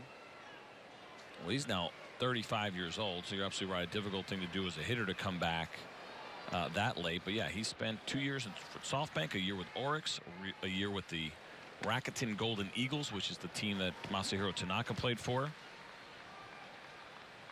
he played winter ball in 2016 with Licey in the Dominican. Which I guess you would think is what? You take the 2016 season off, but then you go play winter ball thinking, oh, maybe I'll get back. Maybe I'll make another run at it. Without a doubt. Surprising that he didn't at least play in Mexico, which is what you see a lot of times, as we see. Greg Allen goes down looking. Second strike out of the inning for Alan Webster. Willie Mo Pena. That was a stunner the other day when he came in. He came in late in the game And, you know, you're just trying to keep up with your book. Make sure you get it. Okay, so some kid named Pena in there. And then I looked up later. I thought, what? That's Willie Moe. He's back. Webster a little high. Ball 1 to Michael Martinez. Martinez today 0 for 1 with the walk and the run scored. They got all 3 of their runs last inning of the 4th. Willie Moe, 8 seasons in the big leagues with 5 different clubs: Reds, Red Sox, Nationals, Diamondbacks, Seattle Mariners. Does have 84 career home runs. 250 lifetime hitter at the big league level. He was last in the big leagues in 2011. I'm sure I have the wrong guy, but for some reason I feel like Pena was on a AAA roster like the Diamondbacks or something. Where was he in 2011? 2011 he was with both the Arizona Diamondbacks and the Seattle Mariners at the big league level. Okay, so I think the Diamondbacks had him on their 40-man roster at AAA to use exclusively for interleague games. And they brought him up for interleague games to act as their designated hitter. Could be. He spent a pretty good amount of time in Reno that year and Tacoma, 63 games, so they might have just brought him up for that. He had 17 home runs and 237 at bats. He had 363 in Reno that year with a 439 on base percentage. He was absolutely killing it. Yeah, you see specialty guys out of the bullpen and whatnot, but when you start talking about a guy being on your roster at AAA for interleague games to act as the DH, we might be over specializing just a touch as Martinez takes a walk. And conversation for Alan Webster and Stephen LaRue. So we got a pinch runner here also for Michael Martinez. His day's over. Well, so they continue to work through the rosters. Jonathan Mendoza, is that right?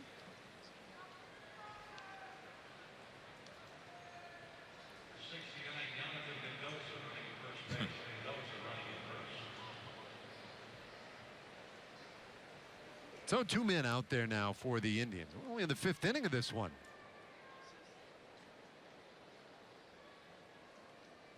Stamets turned away. That's a 2-seam fastball, almost got away from Alan Webster.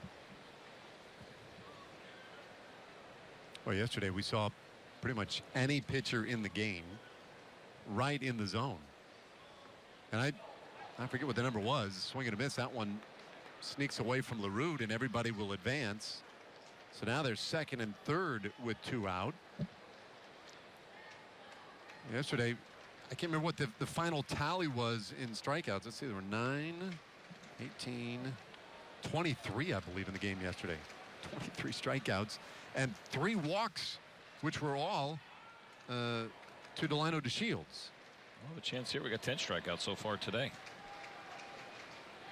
Well, it'd be close to 10 walks too. Here's the 1-1, and the little tapper to third, and the good throw to first in time.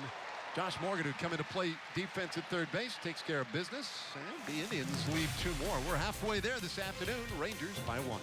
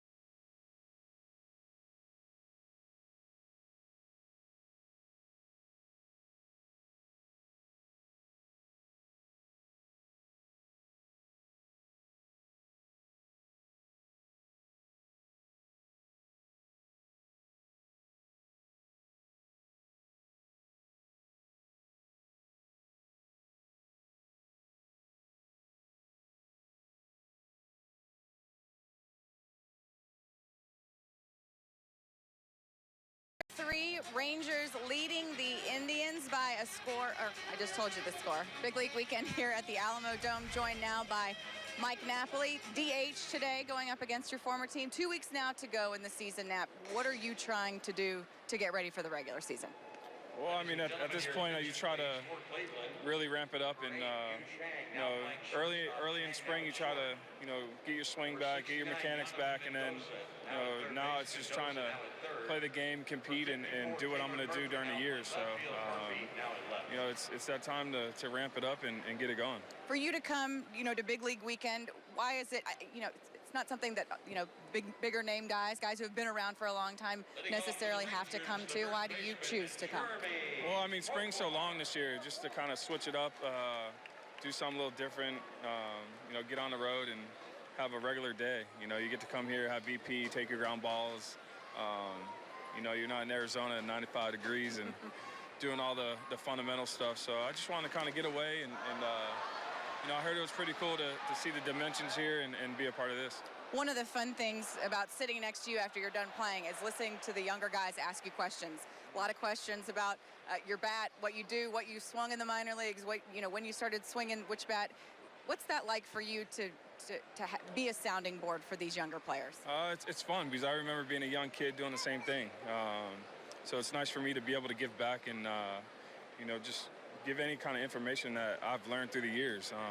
That's what it's about. It's how young kids learn, and I did it when I was young. So for me to be able to do that, it's something special for me, and I like to do. Also, to a conversation you and I had yesterday about the clubhouse and how it's different with the 8 guys that are gone to the WBC, and we got to talking about Adrian Beltre and what that's like for you to play on a team with him. Can you kind of fill us in on what that's like for you?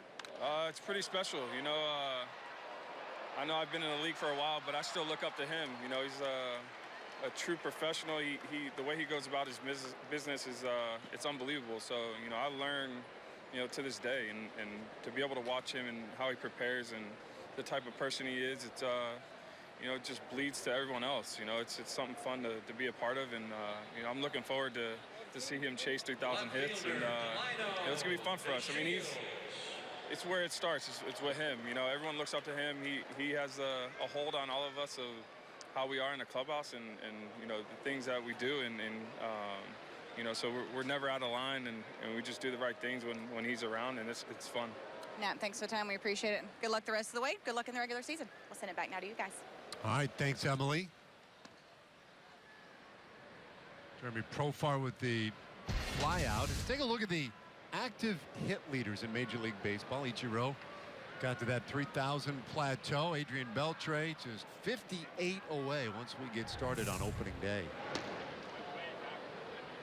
Interesting to see him in Pujols there. 1 and 2 also for Major League Baseball players that were born in the Dominican Republic. Adrian looks like he'll beat Albert Pujols to be the first ever from the DR with 3,000 hits. There have been just 30 major leaguers that have gotten there. It's going to be an exciting moment when Adrian joins that company. 3-0 to DeShields. Yeah, that is a special accomplishment.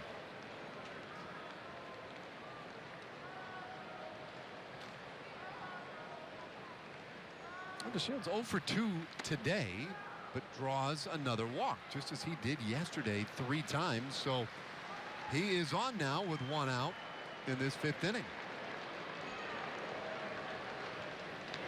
Now batting the right fielder, Luke. So taking a look at the spring training numbers now, and the American League leaders, Delino was 5 for 5, but he's going to stay right there at 5 stolen bases. He's done for the day.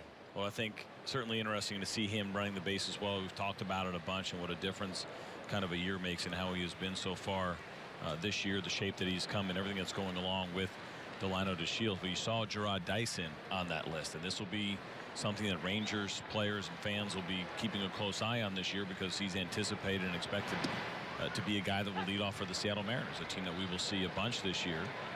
And he's never been a guy that has played full time, but if he can get on base at the top of that Rangers lineup, he's going to be a guy that not only the pitchers but the catchers as well, and Jonathan Lucroy and Robinson Chirinos are going to have to deal with. He has elite speed. He just never has played as much as he may end up playing this year for the Seattle Mariners. Tendler's first at bat of the day. He's a whole 0-2, and Jared Hoying man who replaces DeShields at first. Bottom of the 5th inning and a 1-run game. We had a nice crowd here yesterday. Real good crowd here this afternoon. Rangers will be headed back to Arizona after the ball game. Game with the Mariners tomorrow.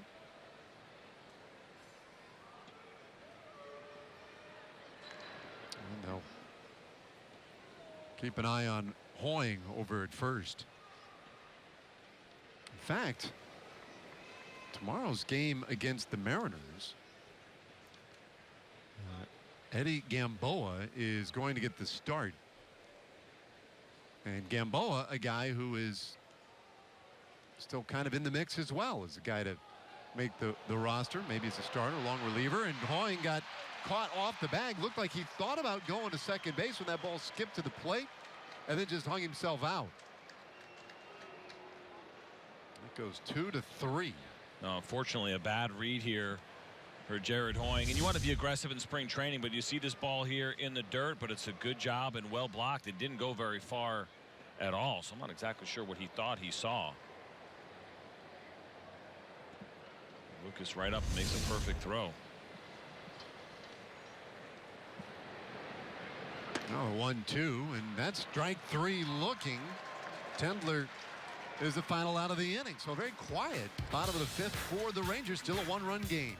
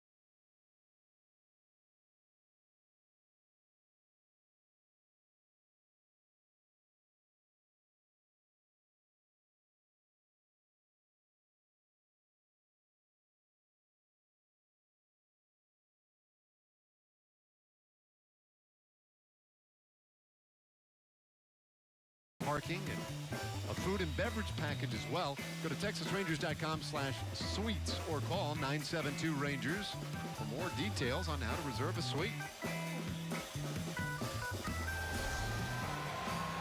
4-3, Rangers leading, top of the 6th inning. Opening day not that far off, and in fact, when the Rangers open the regular season, it will be against these Cleveland Indians. I know I'm certainly getting excited, anxious about it. The players are as well. This has been an extra long spring training with the WBC. Guys at this time of year start to get a little bit anxious, start to get excited about getting it going and playing meaningful baseball games.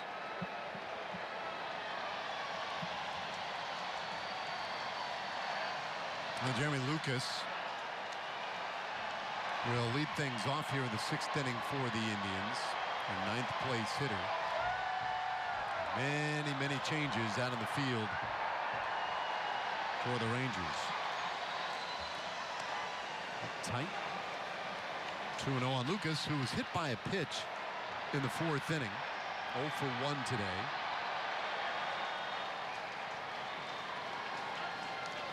We'll do our best to get all these changes up to date. This ball rifled out to left center field. Hoying from left field closing in on it, but it is Heineman from center will gather it up, and that is a leadoff double for Jeremy Lucas. Lucas thought about potentially going to third as Heineman bobbled that ball a little bit out in center field, but he thought better of it. You certainly don't want to ever make that first out at third base. Fastball here sits right in the middle plate, 2-0 count. Lucas hunting the fastball, squares it up, drills that ball to left center field.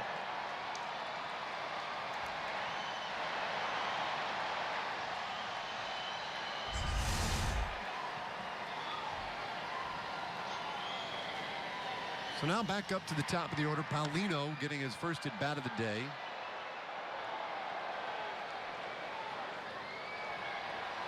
And shanks that one foul. Dorsey's Paulino. That was easy for me to say. It's a lot of S's, buddy. 3 out of the last 4. Leads the league. Probably. Can't say that with confidence, but probably right.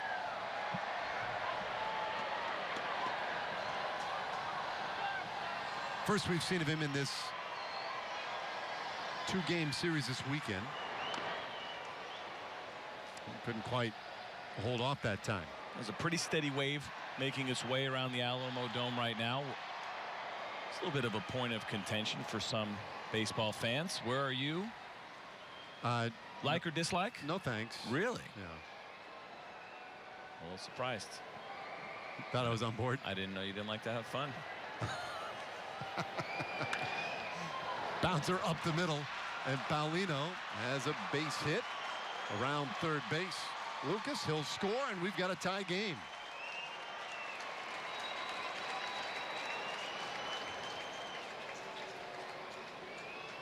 Pro wave, are you?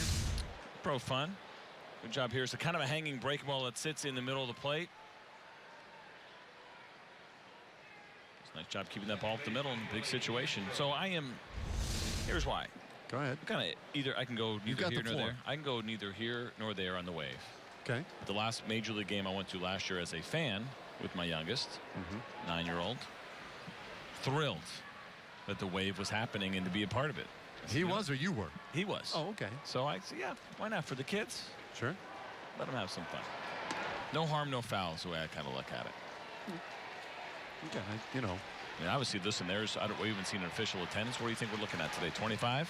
Just under 29,000 today. They were, I would say, 23,000 were into it. Yep. Majority rules. Listen, I'm just telling you. You asked me.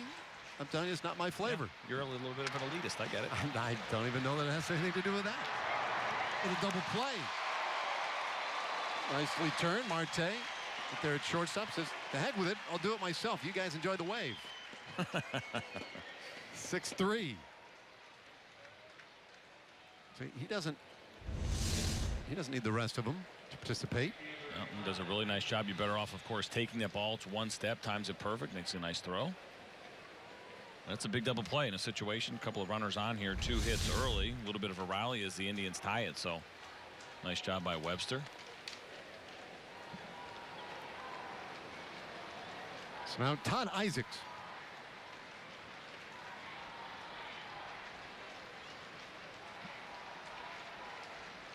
He came in to play right field here at the Alamo Dome in San Antonio. Big league weekend. I'm Dave Raymond with CJ Nikowski. Emily Jones doing the real work, getting interviews, bringing insight and actual information to the broadcast. Breaking ball in there for strike 2 while we debate the lighter things like the wave. I don't think you have to like it. It also seems to be this small sect that really hates it. Right. And I'm like, why? Because haters are going to hate, Dave. I guess that's kind of how it goes. That's what the kids say. Yeah. So I'm just not looking for any beef with anybody. Yeah. I'm you know, whatever. Yeah. But I may not stand. I was going to say, what about hands up sitting? Probably do that. You got that in you? Listen, I might stand too. I can't tell you. So you're not going to sit with your arms crossed like a cranky old man or anything like that. You're not going to take it to that level. No. I am easily swayed. So no backbone when it comes to no backbone. I don't have the energy or interest in spending too much time on something like that. Strikeout, though, of Isaacs. That I like. It ends the inning. We got a tie game going to the bottom of the 6th. Thanks, guys. Welcome back.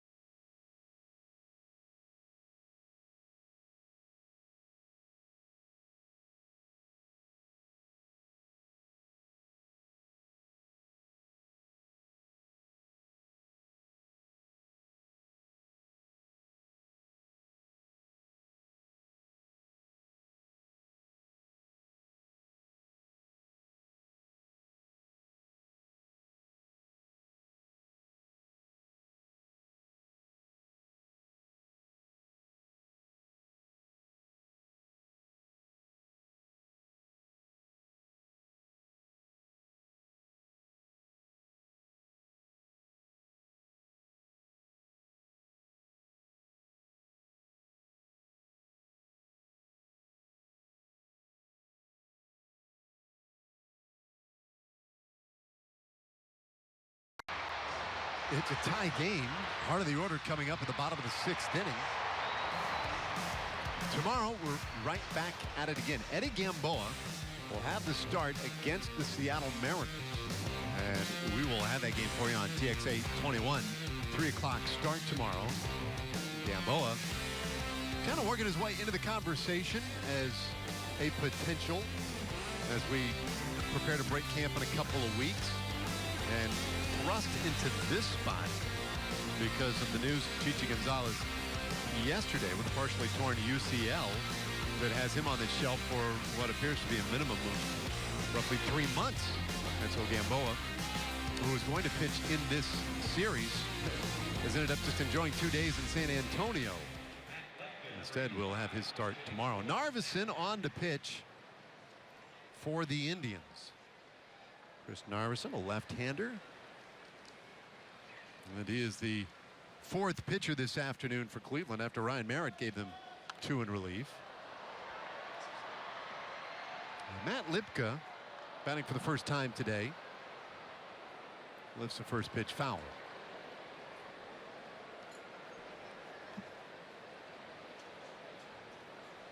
Narveson had some time last year with the Miami Marlins. Each of the last 2 seasons at the big league level, just pitched in 8 innings over 6 games last year. The year before 15 games, 30 innings.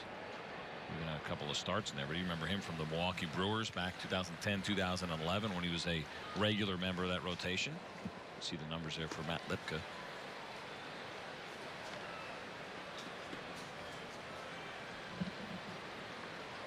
Spent most of the time at the minor league levels. He has 20 games pitched.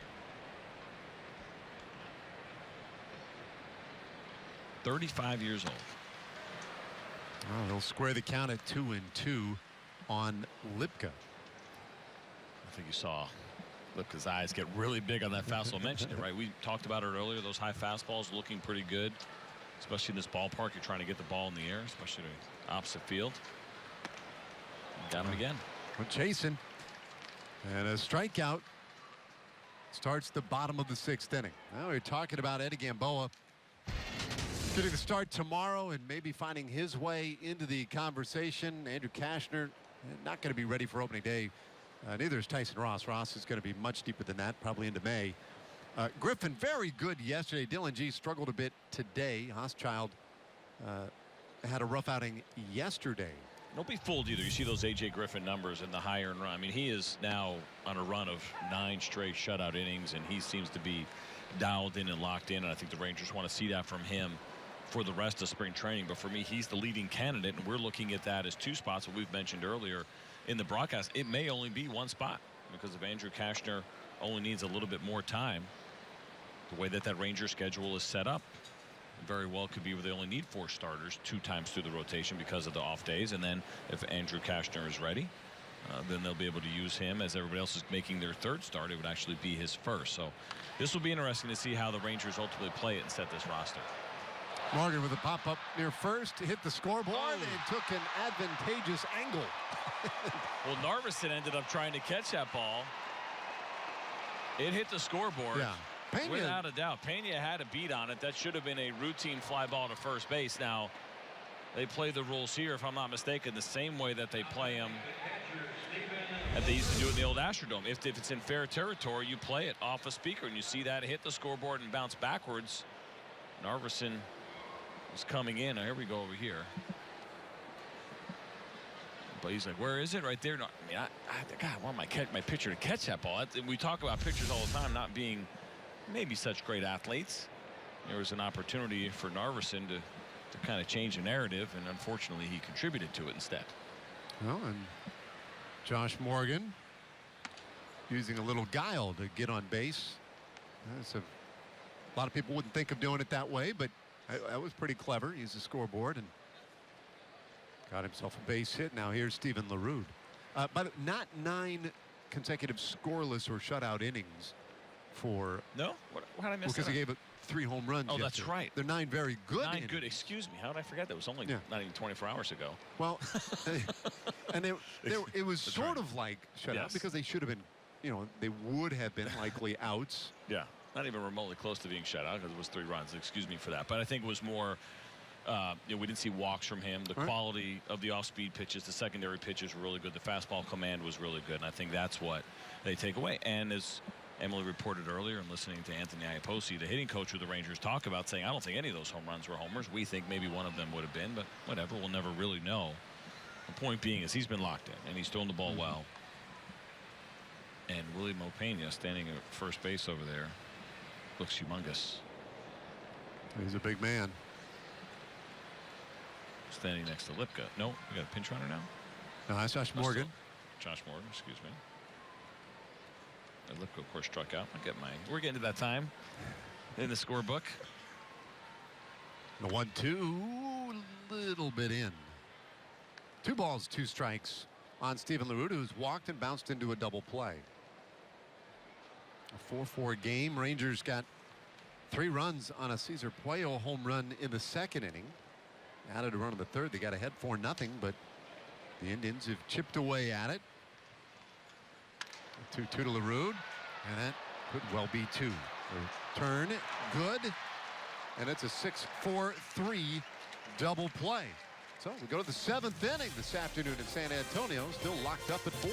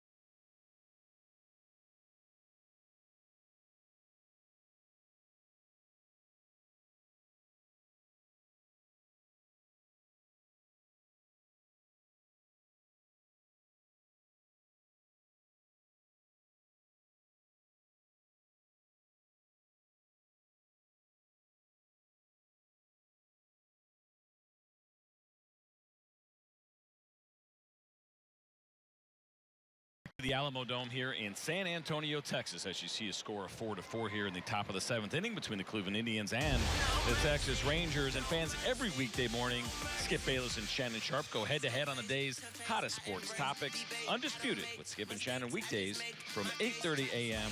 to 11 a.m. Central, only on FS1. Well, to the 7th inning we go.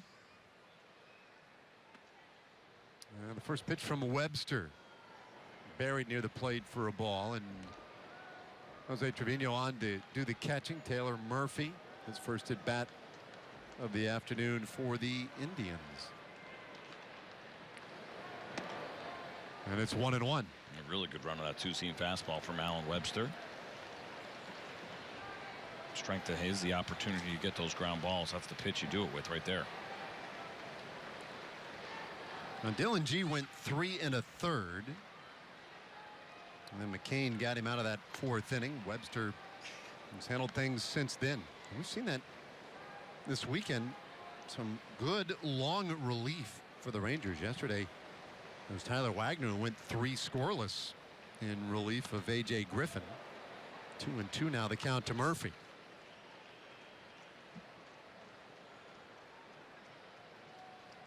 So both teams have turned over every position on the diamond in today's game. And a bouncer right back to Webster, and he'll take care of it himself. 1 away. That long relief role certainly extremely helpful in spring training. Maybe one of the most difficult jobs in baseball when you talk about the guy who's kind of the last man in the bullpen there to protect starting pitchers. Times where you don't pitch 10 days, and then all of a sudden now starter gets knocked out in the 2nd inning, and you got to eat up 4 or so innings. It'd be a very, very difficult role to put up numbers in on a pitching staff. Well, there's big Willie Mo Pena. Doubled in the 5th inning. We can hit the baseball hard. Big man, 6'3", 260 pounds. Comes up empty.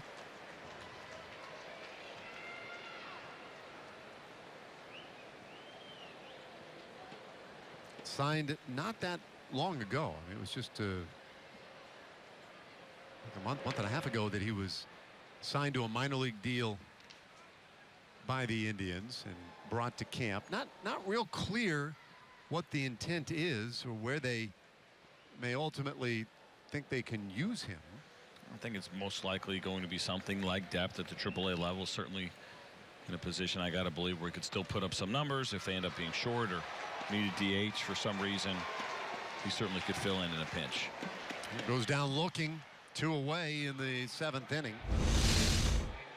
A bit of a check swing here. They were trying to go down. That ball ended up finishing over the plate. It was a called strike. I think Alan Webster was actually trying to bury that ball below the zone a little bit, and that's going to be it for him at 43 pitches. Yeah, Webster 2 2/3 innings, but he is done. Tie game. New pitcher coming on for the Rangers.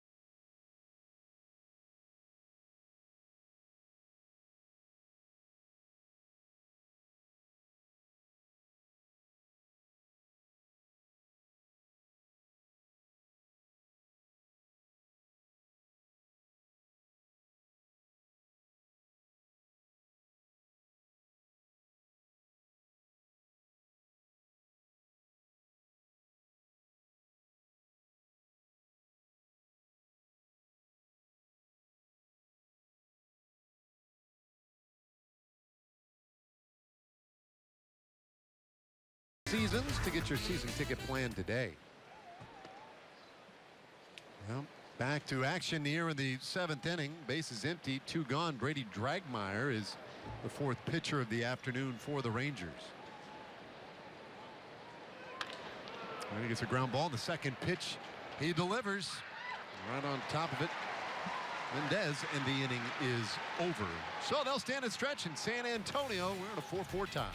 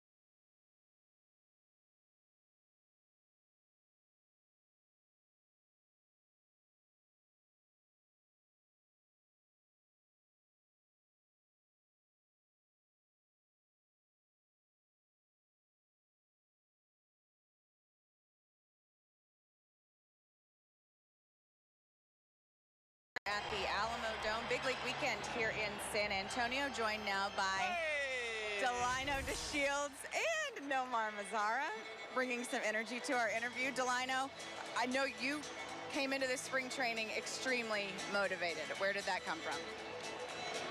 Just not being happy with my year last year. You know, knowing what I'm capable of doing on a baseball field on a daily basis, and just not being satisfied. You know, I think I had to take a step back and reset my mind, reset my body, and get that hunger, get that fire back. Seems like you're getting the results here in spring training. Do you feel that way, and what are you trying to get out of these last 2 weeks? I'm just trying to produce. I'm just trying to show these guys that I'm out here and I'm ready to go. You know, I'm trying to give everything 100%, no matter what the outcome.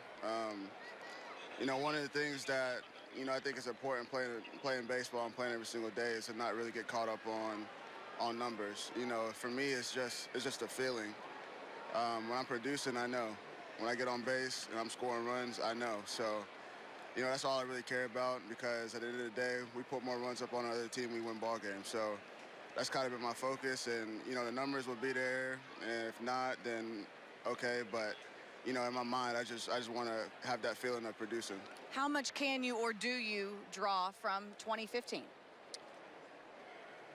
I mean, a little bit. You know, people, you know, Rangers Nation, that's all they know me of is 2015 and last year. So, you know, 2015 was a good year for me, but I know I could do better. And I think coming in last year, I was just trying to do too much because I knew what I was able to do, and it hurt me. So now it's just kind of combining the two and finding a happy medium and going out there and just being Lino. How much did you rely on Pops during this time? Oh, I mean, that's my guy, you know. He's always been in my corner. He knows me better than anybody. You know, we spend a lot of time talking on the phone. You know, luckily he's out in Arizona with me, so, you know, we link up every now and then. But, yeah, my dad, he's been a great help. And there's a lot of guys within the organization, too, that helped me along the way, along this, during the offseason. And, you know, credit to those guys. And yeah. Who are some of those guys that you lean on? What do you mean? As far as, you know, guys, you talked about guys being there for you on this team. Who do you lean on when you're looking for some guidance or you're looking to work your way out of something? Well, I mean, really, it's me. Right. You know, at the end of the day, I know who I am. You know, I had to do a little soul searching. When there were some guys that helped me get to that point where I started to really. I think that's a home run. Yeah, but to really focus on me and get back to my old ways. And, you know, I spent a lot of work with Jose, our strength coach, Josiah, he's our peak performance guy. You know, so those guys, they help push me get back to that mental spot, that physical position where I can come out here and compete on a daily basis and do what I do. Delino, we appreciate the time. Glad to see you back. We'll let you go give some high fives down there. All right, thanks, Em. Home run! You're late, Dave. Yeah, well, I was working on my home run call. See, I'm thinking for in-game, I'd love to see the player take it over. Right at that point, just go ahead and break into play-by-play. Show it off a little bit. We caught them both a little by surprise. 3-2 pitch, by the way, that was knocked out by Heineman. Now a little bobble opens up an opportunity, but it didn't work out. Luis Marte retired 6-3. Take another look. And here it was, 3-2 pitch. And we get to go opposite field, and we get to play the Alamo Dome game. Was it a homer? Well, it was here. Is it a big league homer? You know, it's so hard to tell. That ball's up there, what, 12, 15 rows? I'd say 272 down the line. That ball's, I don't have StatCast built in the brain necessarily. I'm going to go 325, 330. So, what do you think? Does that sound fair? Yeah, I think it is. So there are Yankee Stadium, yes. Right, there are a couple of ballparks where that is. Boston, no. Boston, no. Texas is the big question. That's the one. Atmosphere a little different. That's a maybe. But I think, like in Houston, I think that's gone. Yeah. So yeah, let's give some credit where credit's due. Mostly a big league homer. Today, enough. That's right. And a 5-4 Rangers lead.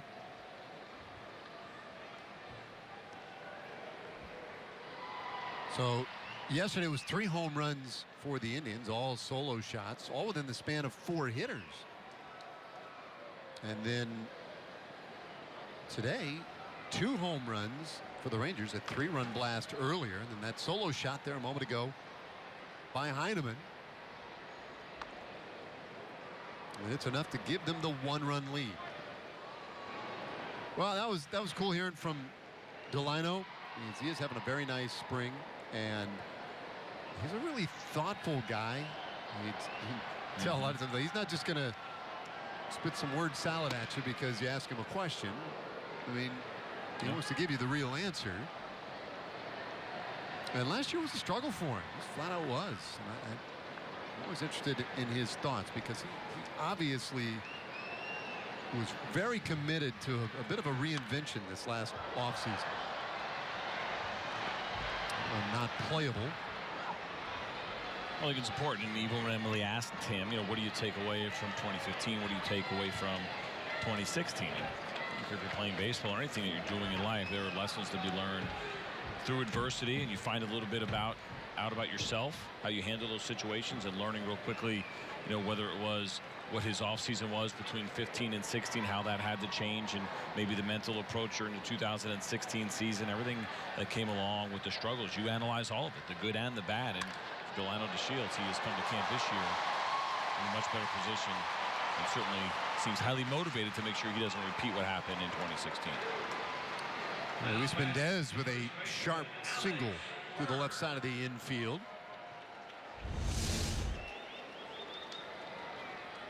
Trying to go in, fastball ends up being out over the plate. What that does, gives you an opportunity to extend your hands and extend that bat, and that's exactly what Mendez did. Another base runner. And Alex Berg, his first at bat this afternoon. I know what you're trying to do there. I think I heard it in your voice a little bit, the old Seinfeld bit. That ball hit well, center field, and gone. Alex Berg. Yes, sir, 2-run shot. First of the spring for Berg. And it's a 7-4 Rangers lead. And we got a fan that's going to try to get out there and climb on. That ball is still sitting out there in dead center field, and that was an absolute bomb. And all of those seats are covered in black tarp or whatever that is, and this guy seems determined to get there. But here comes the security guard, and going to quickly change his mind, and he's going to get out of there. That ball is sitting out there. You can see it just to the right of our camera. But he can't be out there. If you're trying to get that ball right now, you would be straight in the line of sight for the hitter right now. That would be extremely distracting. That was a bomb. That was a bomb. I will give you that home Big run league homer. anywhere. So 3 home runs today as we check in again with Emily Jones. So it was funny after everyone kind of made their way to give high fives on the way in. A.J. Griffin passed me and he said, now that was a legit home run. There we go. Expert's opinion there. Yes, confirmed. 4 out of 5 ball players agree. That was a home run. Hey, Emily, though. Emily, we were talking about the wave earlier. Do you have any thoughts on the wave? Do I have any thoughts on the wave? Okay. What kind of question is that? I'm somewhere in the middle, so I don't like it at inappropriate times. I believe there's a time for that. So you can't, if it's a close game in the middle of the regular season in your team's batting, it's not the appropriate time for the wave. If it's a blowout, you can do the wave. I just think there's a time and a place for the wave. So if fans feel like the moment's getting big and they want to get behind the club, you're saying no, just cheer. No, that's not it. Yes, the wave is not the answer to getting behind your team, in my opinion. Cheering loudly is the way to get behind your team. The wave is... I get it. Maybe down by a couple, not in the middle of a rally. I think that's probably the time to do it. Or if Yes. the fans are feeling a little bit stale and if you somebody... boys want to know what the voice of the ballpark feels about the wave, just pay attention to the scoreboard whenever one starts up. Yeah, Chuck Morgan will let everyone know. Well, the best was last year on Star Wars night. And a little pop-up. Gets kind of a funky little bounce. But, well, I can't remember. Would he have had Yoda up on the scoreboard? There's Chuck Morgan right there. He makes a trip down here to San Antonio every year. Spring training for everybody. He's getting it. Chips and hummus? What do we got? But Chuck, what did he put up last year? We had like Yoda on the scoreboard. Something about the force and... You're asking the wrong guy, Dave. I didn't work here last year. Well, I got the memory of a squirrel, so I can't Those are great memories. What are you talking about? Oh, do they? How do they find all those nuts? Yeah, you're right.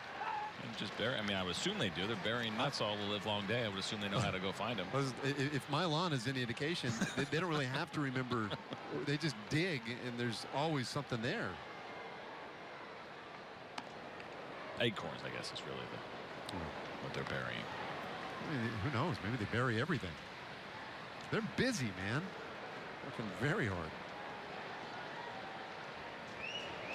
A little offensive explosion here with the 7th inning by the Rangers, and they have retaken the lead despite that strikeout by Tendler. Couple of home runs in the 7th, playing long ball today in San Antonio, and the Rangers lead by 3.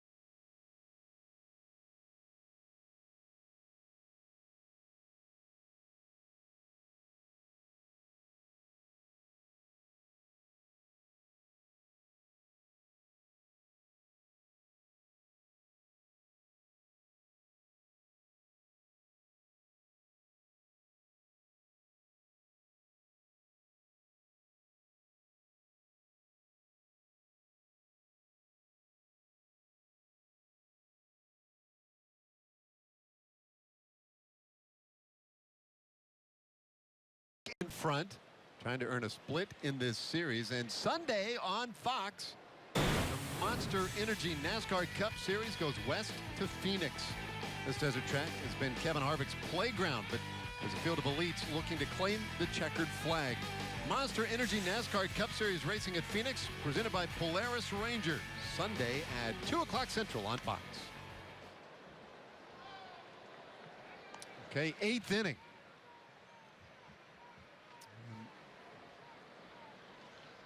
Jonathan Mendoza for the Indians leading things off.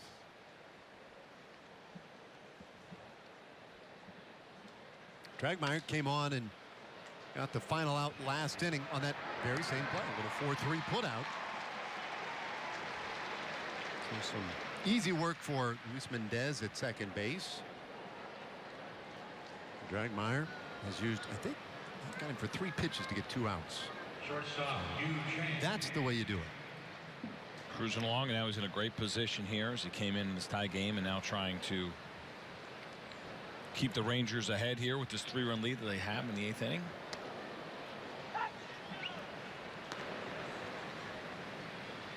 So now Chang, we saw him yesterday.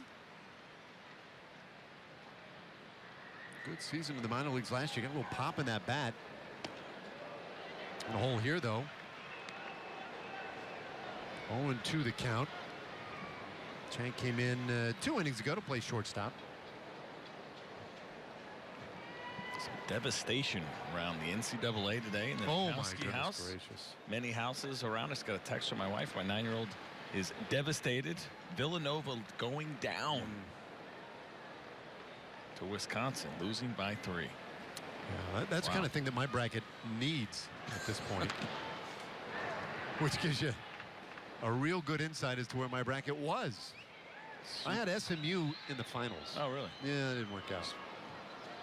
Playing with your heart instead of your head when you're filling that out? But if that's right, then you're the big winner. And that's the way I treat it, right? Because it's near impossible when those of you get in with a lot of people. I'm in a pool right now as you see a strikeout. Second out of the inning. Dragmeyer continuing to throw the ball well. We've seen from him good movement on the fastball, as you see right there. Late movement downward.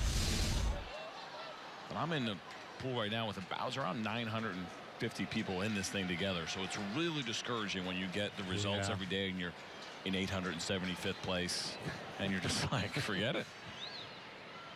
It's Friday night and I'm done. But things can always happen. They can. No, as apparently did earlier some today. Things happened. Yes. Well, here, a 7-4 Rangers lead. Daniel Salters caught the bottom of the 7th. Now his first at bat of the day for the Indians. And turns it foul. How's your WC bracket? Or WBC. So same thing. My little guy did one. He has Japan winning the whole thing, beating the Dominican. So he actually still has a chance. He did have Team Israel in the Final Four. So obviously that's not going to happen. Although that looked pretty smart about a week ago. And he had the I can't remember what else he had in there. Yeah, well, he got all excited. He's a front runner. As soon as they jumped out, like they won their first 2 games, that's when he filled out his bracket, so he put him in the finals. Well, bouncer second base again. Mendez right there. And the inning is over. 1-2-3. As we go to the bottom of the 8th inning, and the Rangers lead by 3. Thanks very much.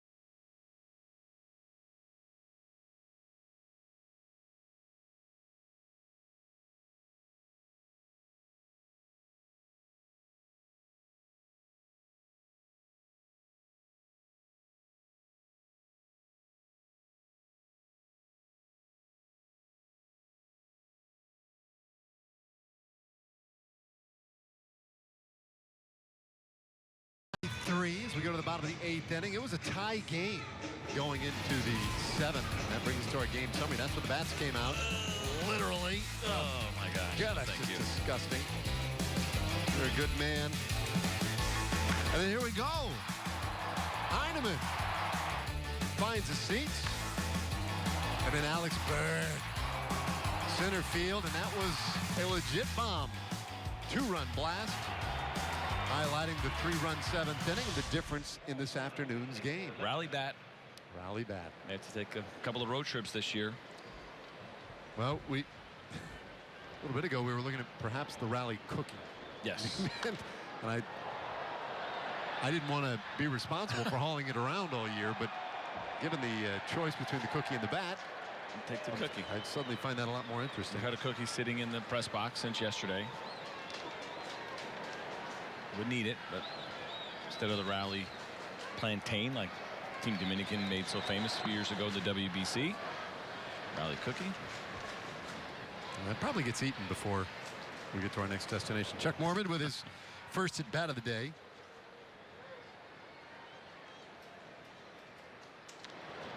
Rangers brought, what, 37 players here to San Antonio this weekend. And just about everybody has had an opportunity to play.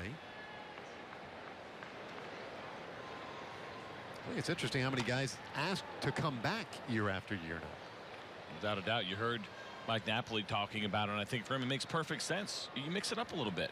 You know, I mean, that's the thing, is you kind of get through spring training and get a little bit stale. You see the unique dugout that the Rangers have, runs, looks like 3 rows deep. That's a little setup, so a little bit of a different feel. But yeah, I mean, listen, spring training gets stale for players. There's no two ways about it, especially when you're Mike Napoli and you know where you're starting the season and everything else. And spring training is only about getting ready. So this ball is drilled. Boy, Mormon trying to go deep left field, and he does. It's gone. On a 3-2 pitch. He'll leave the yard. 4th home run of the afternoon. We saw him chase a fastball up earlier in the at-bat, and you talk about coming here and your opportunity to play with some of the big leaguers and big league coaches, and why not take a big swing on 3-2? And we said it before the game, anything to left field, center field is an absolute legitimate home run, and this ball was crushed. Watch the big swing here, 3-2, hunt the fastball, leave it up. And that was a no-doubter off the bat. Now Morgan takes a strike. Take another look. That's not a cheapie. It is not, and this is a big ballpark. 350 down the left field line, and it jets out a little bit. About 390 potentially on that home run. It was crushed. It looked like the staging area for Los Lost Boys. That's right. Post-game concert yesterday was Smash Mouth, right?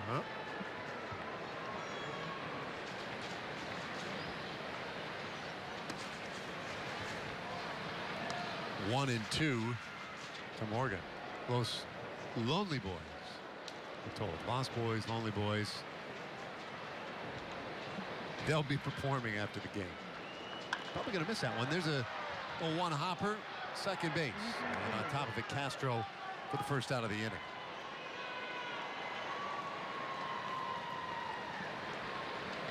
So Texas Rangers spring training baseball is always live with the MLB.com at-bat mobile app. Stay connected all spring with radio broadcasts, video highlights, stats, news, and a whole lot more. Download MLB.com at-bat today. It's your #1 app for live baseball. How about how long that girl's hair is?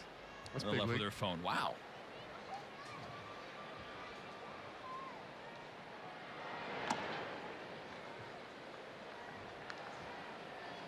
Jose Trevino, his first at bat today. He started the game yesterday behind the plate. And chops one third. Nice pick over there by Mendoza. Good throw in time, 2 away.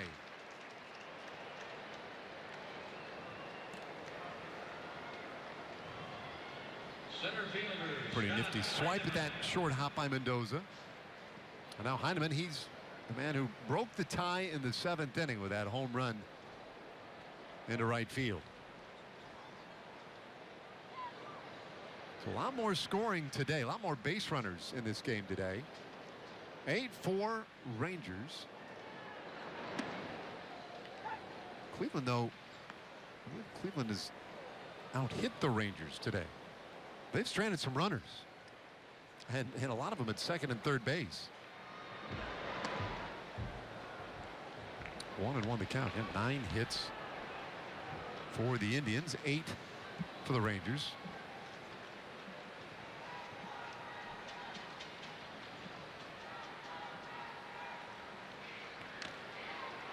Heineman gets a piece. 1-2 the count. So far 8 runners left on base for the Cleveland Indians, just 1 for the Texas Rangers. Wow.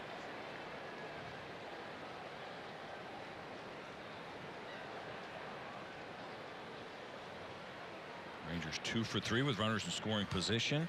The Indians just 2 for 8. 2-2 the count now on Heineman. That's a conversation I think you and I will have quite often throughout the season, but we keep track of that number of runners in scoring position. And it's kind of a battle right now in baseball. Is it just luck? Are there guys that are built for it that are good in those situations? I believe there are. Some guys just, not that they get better, they don't get tight, especially late in the game in big spots. And I do think there is some skill to be had and be shown off in a situation where we have runners at second or third, an opportunity to drive runs in. Probably maybe a little bit of a parallel to the notion. There are people who like to argue that 3 outs are 3 outs, right? That the closer concept is outdated. And then there are plenty of guys who tell you, like, yeah, well, you go try and get those final 3 outs. Payoff, and Heineman lifts it down that right field line, but not playable. I'll tell you this, and I've had that conversation a lot of times, and I can think of a lot of guys that I played with in my career that were better setup men that couldn't close or didn't like it. Doug Burkett was one of those guys who was a great setup man, was not as comfortable closing. I remember we were in Detroit, and then Arthur Rhodes was a great setup man over my career during the 90s, struggled when he had to close. And then there's great closers who struggle when it's not a safe situation. How many times do we see a closer come in a non-safe situation? So there absolutely is something to it. Bouncer left side of the infield, scooped up again by Mendoza, and that will end the inning. Rangers add to the lead. Big time home run by Mormon. It's an 8-4 game.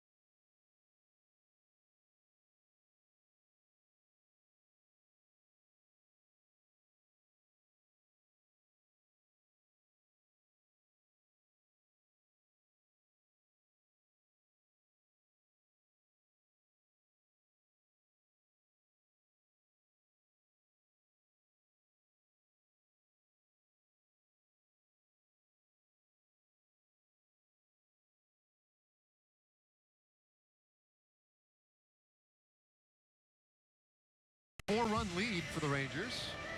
They've used the long ball judiciously today. 9th inning, last chance for the Indians to make this a game. All right, CJ, we asked you for your projected lineup on opening day, and this is what you came up with.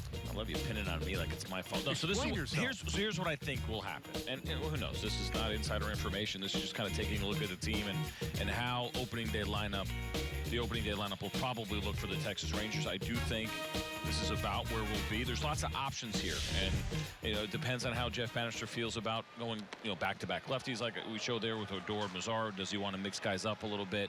But what he does have, which is great, is we see R.J. Alvarez now coming on here and trying to finish things up for the Texas Rangers. He's got options, like legitimate flexibility. There are certain teams you get locked in. There's some players you cannot move around. Carlos Gomez is one of those. You know, when he was with Milwaukee, you could use him in the leadoff spot, use him in the 2 spot. You could drop him to 4 or 5 if you wanted to as well. I think that's a possibility. I actually like the idea, I think, of Shin-Soo Choo leading off and Jonathan Lucroy batting second. Jonathan Lucroy is a good hitter, but he also has an eye on base percentage. And Elvis Andrus had such a great year last year, and you're trying to figure out, well, how can you move him up in the lineup? I don't know if that opportunity is necessarily there, but if his on base continues kind of and progresses the way it was a year ago, I actually like batting him 9th.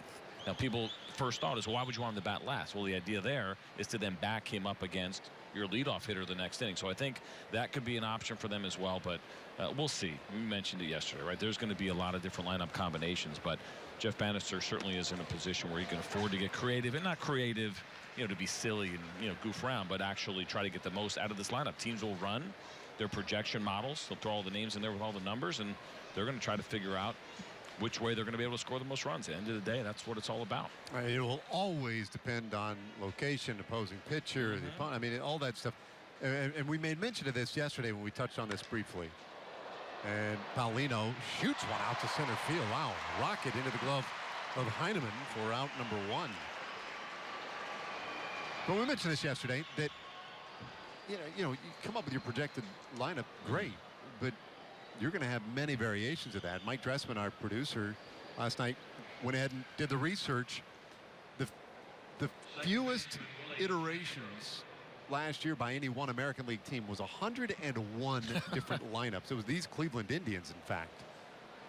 Which is kind of surprising, because that was a team that came in unsure of their offense. I did one of their games nationally in April, and Terry Francona said, we're not going to score a lot of runs. So when you have a team that you think is not going to score a lot of runs, you're probably mixing and matching a lot and trying to find those right combinations. They had some surprise years from guys like Jose Ramirez, and Mike Napoli was a big part of what they did a year ago. But you're absolutely right. We're going to see multiple lineups. The other thing we've seen, which has been the trend in Major League Baseball, is that we're kind of throwing out some of the old tradition or the way that we used to look at lineup construction, right? Lineups used to be, all right, leadoff guy probably doesn't have a lot of power, but he can get on base, but he can run, right? Then it was the second guy was a good on base percentage guy, and he was good for contact and things like hit and runs. Well, what did we see last year? We saw Joe Mauer leading off at one point. We saw Carlos Santana leading off at one point. So I think teams are kind of throwing a lot of that out the window, and now it's not just about having a speedy guy necessarily at the top of the lineup, although that's nice to have.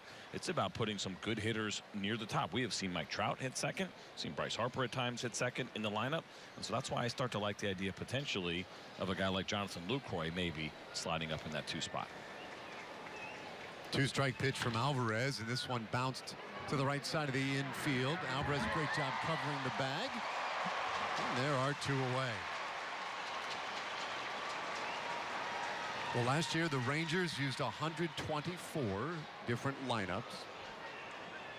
That actually put them in the lower half of the American League in terms of, I guess, creativity, if you will, or multiple variations. Most in the league. Minnesota Twins used 148 different lineups in 162 games.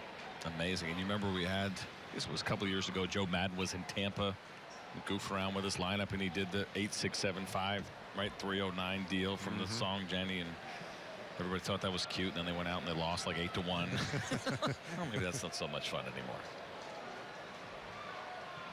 Last hope for the Indians, Todd Isaacs. Rangers trying to split the 2 games here against the defending American League champs. Yesterday fell just short, 3-2. Today used the long ball, and Steve Buechele going to get himself a W. And Gino Petralli, apparently Gino's like the bench coach. Nice trip. 1-1 the count.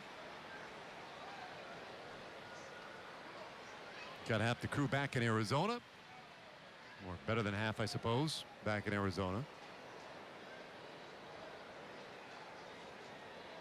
1-1 from Alvarez, and he gets the corner for strike 2. Now Dylan G went 3 1/3. Alan Webster went 2 1/3 in relief today. Freddie Dragmeyer faced 4 batters and got them all. That's some pretty good pitching by the Rangers this afternoon. A lot of offense. 1-2 to Isaacs. I'm not leaving it up.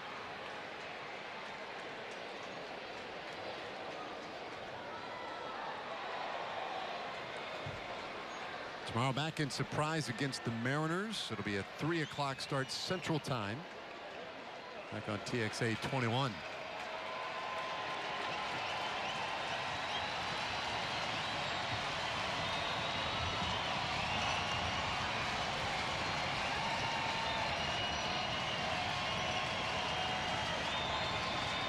Two, and he got him swinging. So a strikeout ends it. A perfect 9th inning for R.J. Alvarez, and the Rangers beat the Indians 8-4. We'll be back to wrap it up in just a moment.